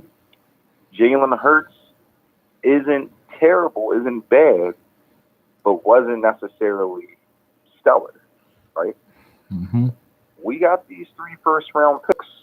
How you building our team next year? You flipping the picks? You think we need to grab all 3 of them? I'm assuming Carson Wentz is healthy. You know, we get the pick. Just what do you think the plan should be for the Eagles? Okay, all right, I got the scenario. Can you give me like an imaginary stat line for like Jalen Hurts so I know exactly like how, at least like if he wasn't as good. Okay. I got you. I'm gonna give him something just like good, but not great, but not terrible. Okay. Let's just say Jalen throws for 3,000. Okay. Right? Maybe 3,200. Mm-hmm. Let's say he runs for like 600 too. Okay. We'll give him that. Right? You got 600, 700 on the ground. Okay. Let's say he passes for like 20, 22 touchdowns, 25, maybe runs for another 6 to 8 touchdowns, right? Right now, hold on. Before you even continue, that don't sound like 7 and 8.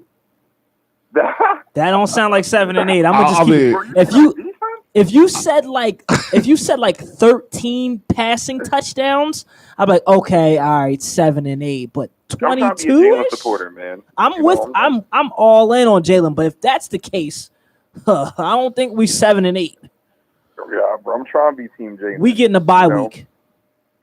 Yeah, and over that point. Oh yeah, if Jalen has those numbers, we're having a bye week. I'm talking about in the playoffs. Y'all, I guess I'm over here throwing these Madden numbers at y'all. But let me ask y'all this: what would y'all say, right, in your own terms? Whoever wants to answer is a mediocre year for Jalen, like an iffy year. Like it's not terrible, but like your socks weren't blowing off. Who would you say his numbers are? Okay. Because the fact that there's an extra game, and you got to consider that the offenses, it's a lot easier for you to put up offensive numbers now as opposed to years past. So if he is putting up like 3,500 yards, that's about 200, like just barely over 200 yards all purpose per game. And then that's like under 2 touchdowns a game. I see that. Yeah. So yeah, if that's the season, then I don't know, because I'm not a fan of these quarterbacks coming out of this year's class. And You don't like the dude from Oklahoma? Oh, Spencer Rattler? No, not really. Just my thing is that if that happens, honestly, if that's Jalen Hurts' stat line and we're like 7 and 10 and 8 and 9 and we missed the playoffs, to be honest, I'm gonna feel a little salty that the fact that we didn't get Justin Fields, because Justin Fields fell right to us. But as far as that's concerned, I'm still rocking with Jalen for another year. It's his first legitimate offseason. Let him build with that chemistry with Devontae Smith, Quez Watkins, Jalen Rager, and the rest of the company. Use those 3 first-round picks. Maybe get another wide receiver in here for Jalen to throw to. There's going to be a bunch coming out this year. Get yourself a legitimate younger corner who, honestly, I was banging at the table like as much because I was hoping that Patrick Surtain fall to us, because we needed somebody opposite of Darius Slay to build up to be the number 1 corner down the line. He would have if we stayed at 6. Yeah, but But in the end, I'm just building my team, getting 3 potential. Hopefully, for Howie's case, hopefully one of them pans out. One of them probably won't pan out, but I'm just going to continue to build through the draft. There's no quarterback in this draft coming out like Spencer Rattler, Carson Strong from Nevada. None of these guys I feel, I need to have this guy over Jalen Hurts. And Deshaun Watson is still a walking landmine in regards to these allocations. I don't know if he's still going to get suspended or not. He's off limits. Yeah, I'm not touching him at all. I don't want him. Yeah, I can't. He's off limits. If I'm just showing y'all, that's gonna be the first time. Like I don't know if y'all feel this way or not, but I'm just going to share this. When we got Vic, I was happy. Vic's my boy. Right Same. now, I like dogs like animals. I'm not condoning nothing about that. I'm just saying I was happy to get Vic. Yeah. If we get Deshaun Watson, I think for the first time I would understand what some of those people was feeling in their own way. Yeah. Oh, like when we signed Vic. Yeah. Yeah, like when we signed Vic. Like I was cool with the Vic thing, but with the Deshaun Watson thing, man, that's 23 people saying the same thing about you. That's insane. You see what I'm saying? man? That's like, and that's a real thing in my opinion. Like Yeah. I'm trying to be sensitive here. Okay, if it's Right, like if it's like 2 or 3, okay. Unfortunately, we've heard it here in the NFL before. Okay, I mean the president has had what You get the 33. if it was like some 2 or odd 3, you get the BOD, the benefit of the doubt. Right, but 23, nah, he did it. He did yeah, it. that's what I'm saying. I don't want him. I don't want him here. And if the Eagles don't pull want the him deal, supporting I him. will not support the Philadelphia Eagles because That's what I'm saying. You And- feel me, Mark? I'm with you 100%. And then the people who are like, well, Michael Vick attacked dogs. I'm like, we're talking about dogs. I'm talking about women, like women. Yeah. Like, nah, Women, it's not even remotely close to the same And not thing. to mention, Vic didn't go to jail for the dog fight. He went for the gambling. Yeah, And not to mention, Vic served 2 years, so he served his time. correct. So there was Yeah. like no pending things for Michael Vick to do when he got signed here to Philadelphia. He was a free man. He did his time. So like there was Oh my- there was nothing over Vic's head coming here to Philadelphia compared to Deshaun Watson. Yeah, I would Yo, not yo. watch a game at all if Deshaun Watson is our quarterback, That's especially with these allegations. He's got to spank every last one of them. Seriously, Yeah. he got to spank them all. Because Yo, like keep I it don't want that. 100 with y'all. I just thought about this. We ain't have to give up 3 first-round picks for Vic. I mean, I was a free agent. We just signed him. Yeah. And he played right behind Kevin Cobb. And Donovan McNabb. Yup. I mean, yeah. Yeah. So that's like the sprinkle on top. It's like getting him and having to give up a treasure chest. Mhm. And I might be a little bit biased, but I say number 7 Vic for the Eagles was better than number 7 Vic on the Falcons. Yeah, he was. Yeah. He was. Yeah. I know he was so dynamic, but he knew how to play Yeah. quarterback as an Eagle. Yo, y'all remember that Washington game, that Monday Night Football game? He was on my I think- fantasy squad. I remember he threw 4 touchdowns that game.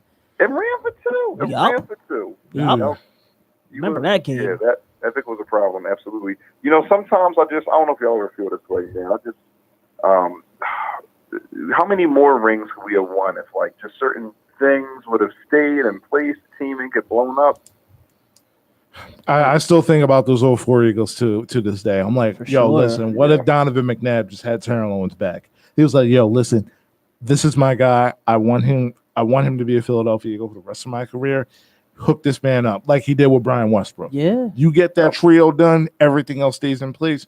The NFC back then was not that good. It was not that It good. wasn't. Like the only other competition you really had was a Chicago Bears team that had Rex Grossman. That's And it. then you had the on and off years with Brett Favre. Outside of that, it was really a McNabb Terrell Owens combination would run through the NFC every year. Yeah, and I mean, you saw what happened the first year. We actually got McNabb a wide receiver. Yeah. We saw the receiving core that he had all the years growing up. Trust me, we all can name them. We're all that age. We played with the Eagles on Madden. We know every single We know receiver. Todd Pinkston. Exactly. Fourth down, Freddie Brown. Exactly. Freddie Mitchell. James Thrash. No, there was still LJ Freddie Smith. Brown. Yeah. Yeah, like You know. shoot, Brian Westbrook, Deuce Staley, Carell Buckhalter, dog. We all saw that We- preseason game against Baltimore when McNabb threw to Owens. I'm like, yo, we're going to the Super Bowl. Bruh. Even Owens' last touchdown like breaks my heart. He chopped up Champ Bailey for like a 95-yard touchdown. Well, just Never suited up juked him and just and we talking about Champ Bailey, arguably the greatest cornerback of all time. It hurts my soul just thinking about that.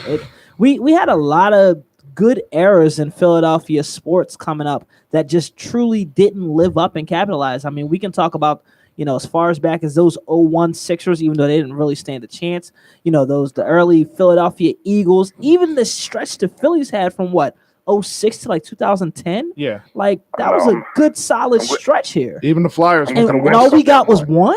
Yeah. That's all we got was one from the Eagles in 2017. It hurts, man. Yeah. Yeah. Well, wait, did y'all go to the Phillies parade in 08? Were y'all at that, John? I definitely skipped school and snuck down there. I'm not gonna lie. Yeah. I said that was the move. I was We af- skipped that. I was Yeah. too afraid of my parents to skip school. It was Oh, it was a healthy fear. I was down there. down to Michael Nutter, old mayor. For real, man. No, but I still remember like the day of that parade, like an old guy, like an old drunk black guy was like on the back of the 36 trolley, he was just saying like Phillies. I'm like, yo, why would y'all at that parade? I'm like, somebody was like, we had school, man. School. Right? Yeah. Everybody cut school Right. that day. Yeah. Yeah, that was a cut day. And then y'all know the Eagles parade was a don't go to work day. Yeah. Yeah, I looking Oh, that back was- on it, I wish I had skipped work that day because I'm no longer with that company. Mark, you went that you clocked in? I didn't go, man. I didn't go. I remember I was on Broad in Oregon that Them day. doggone Bills, man. Them That's where you dog. were, Chris? I was on Broad in Oregon.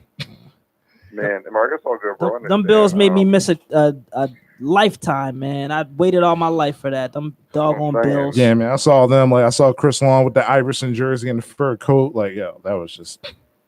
We I was over by the art museum, y'all, so I got to see the speech and everything. Oh, great times. Jealous, man. Great times, man. That's all. And yo, I'm hoping it happens again. I mean, we all do, clearly. You know, but that's the thing, y'all. Unless you live in Boston, championship parades are few and far between. Or Tampa. I mean, that's been happening frequently. Yeah, I Yeah, mean, clearly Tampa. You there's know. kids who grew up in Boston with a parade every year, thinking like this is the way of life.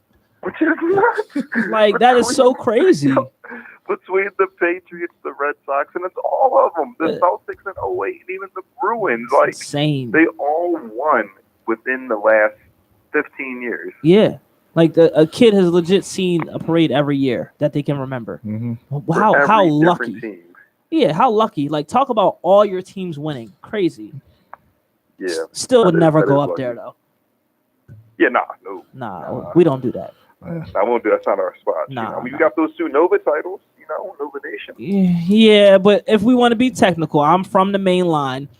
They don't. The Philly don't rock with Nova until they're winning. You mentioned that you're a Nova. Nah, real rap. You mentioned that you're a Nova fan. Like, oh nah, you're not from Philly. But as soon as they win back to back, they want to have the parade downtown. I was so hot because I thought the parade was going to be in the main line. Yeah, no, like, it's down here. Lancaster Avenue. Yeah, like I'm thinking it's going to be coming right down Lancaster Avenue, coming through Ardmore, Bryn Mawr, and whatnot. You know, maybe stop at City Line because we not from Philly, right downtown. Let's Yeah. go to Love Park. Yeah, like But I got so much criticism. I'm like, yo, Nova, not Philly. I'm like, not at all. But and then how everybody was, can- yeah. how Then everybody was saying convenient me was as soon like, as they but win. it's the Power Five. I'm like, I'm like, where are they? I'm like, it's main line. No, that's not Philly, bro. Exactly. So it's like be honest, be real. Well, wait. Is nobody only Power 5 4 is not actually in Philly? I think so. Penn, Like, St. can we name all Joe's, the Power 5? Temple, Do we know? Yeah, Nova. I'm missing one. LaSalle? LaSalle, Or yeah. Drexel? LaSalle. Oh. All right. So yeah, they're all in Philly, but Go Explorers. yeah, they're all in Philly, but Villanova. Yeah, that's facts. You're not Mhm. wrong. Yeah. Mm-hmm. Yeah. Oh man. Yeah, it's like Philly's adopted team, you know, when it's appropriate. When it's convenient. Yeah. Like- you know that cool, you know that cool cousin that comes around every now and then. You know when he gets that come up and you try to hit him for bread. Yeah, that's Yeah. Nova. That's the same Right. way it was growing up because y'all know I went to Lower Marion. Yeah. So Philly never claimed Kobe until it was convenient. Like, oh yeah, Kobe's So from it's Philly. I'm like, no. Kobe's from the main line. Like, Lower Marion, right? exactly. That was the argument, Mark. You're not wrong. Like, that was actually a hard thing. People would like argue. You like, shut up. He's from Lower Marion. Yeah, he's not from Philly. I'm not gonna lie. Like I was watching that 0-1 finals, like Saudi, and when Mhm. everybody was talking about, yeah, let's go Kobe. I'm like, he's not even from Philly. And that's why Philly hated him because Philly was trying to claim him. And he's like, no, I'm not from Philly. I'm from the main line. So Philly just hated him more after a while. Then it's just like, what can you do? This guy's really good. Yeah. Yeah. I mean, at the end of the day, but you know what, y'all? Here's why I'll rock with Kobe though. End of the day, Kobe was an Eagles fan. Yo, we all bled green. I seen him rock the McNabb jersey. I was like, all right, I see at some points we can see eye to eye. You know, may not be from Philly, but we cheering for the same team. Of course. Anybody who bleeds green is good with me. Yeah, for sure. Yeah, y'all feel like y'all, and you know, y'all both been out and you know, the country before being alums of Millersville, living in Lancaster County at one point in your life. Of course. Even when you find yourself around a different crowd of people, right? Unfamiliar country folk. Mm-hmm. Hey, if y'all all bleed green, it's all good. You know, it's crazy how far Eagles fans go. This is one memory I'll share with you guys. I went to Chris knows this. I went to WrestleMania 34, and I remember, and I remember like I'm outside, like right before we're getting ready to take our seats. Off in the distance, all I hear is a EAG, and it just started getting closer and closer to me. So you know, I had to finish it off. I'm like, oh, we out here too. We out here. Like we're not even at an Eagles game. We're not even at a football game. We're at a wrestling event.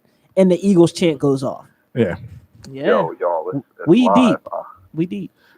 Yo, have either one of y'all had the opportunity to go to an Eagles away game yet? I have not. That is on my bucket list. I have not. No. Yo, whenever y'all cross that off the bucket list, right? That's the ultimate, like, stick it to them. It got to You be know in what I Dallas though. That's a dream for Yeah. me. That's I will the put one. my life on the line to go down with my Eagles jersey on in Dallas. I will do it. That Mark, I did it before. It was wasn't that bad. no. Let me be honest with y'all. I ain't even want to clout stuff. I was like in 8th, 9th grade, right? So I was definitely with my stepdad and his friends. My stepdad is a cop, and all his cop friends were with us. So I was with just like a bunch of big old bulky black dudes who clearly, even though he's Eagles fans, you look like you ain't want to mess with them, you know? So I was cool.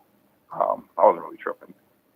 But now, today, if I had a couple of friends, like just the you, me, and Chris went down there, Right. oh, it's all good. We deep. Yeah.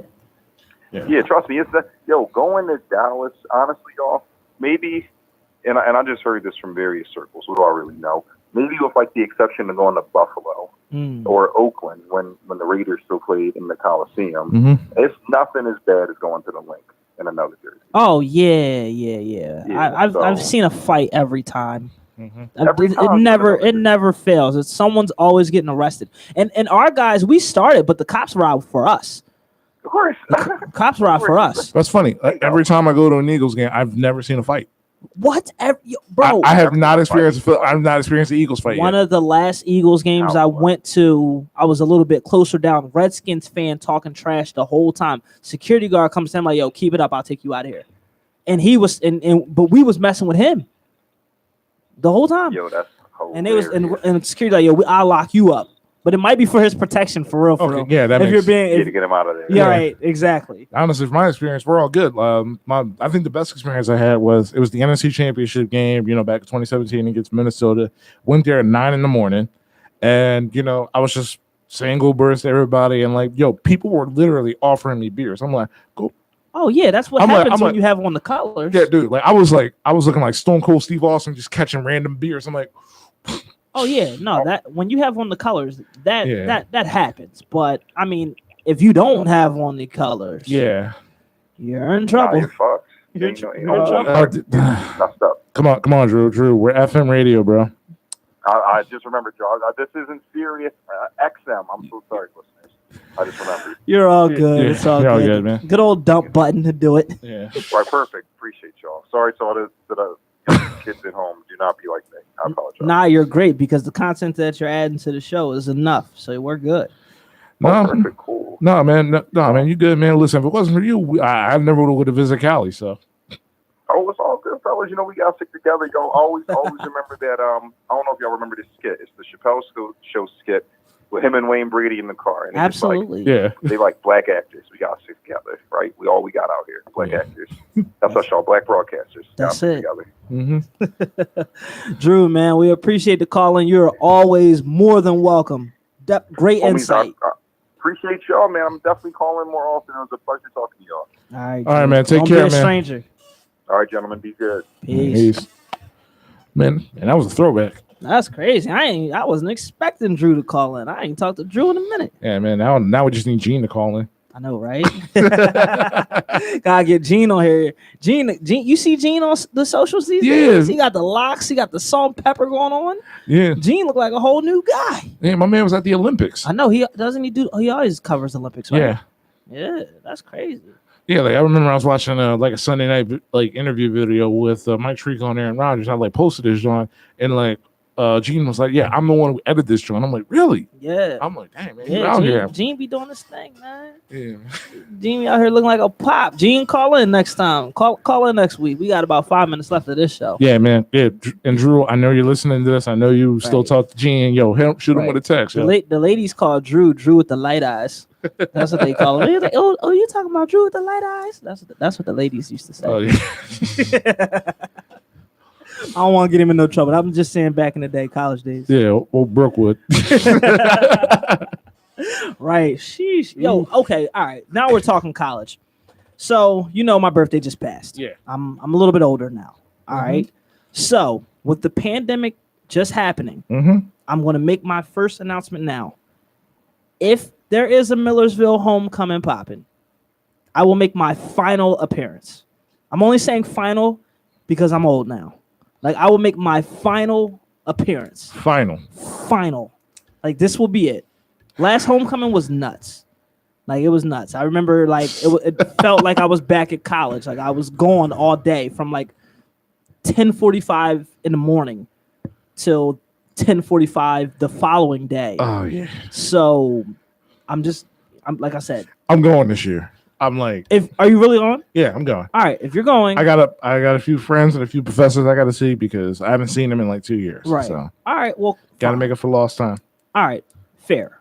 And I found out that that tent where all the alumni at, they gave away free out. Yes, I was there. I was there last year, just knocking back all the brewskis. I was throwing them in my pocket.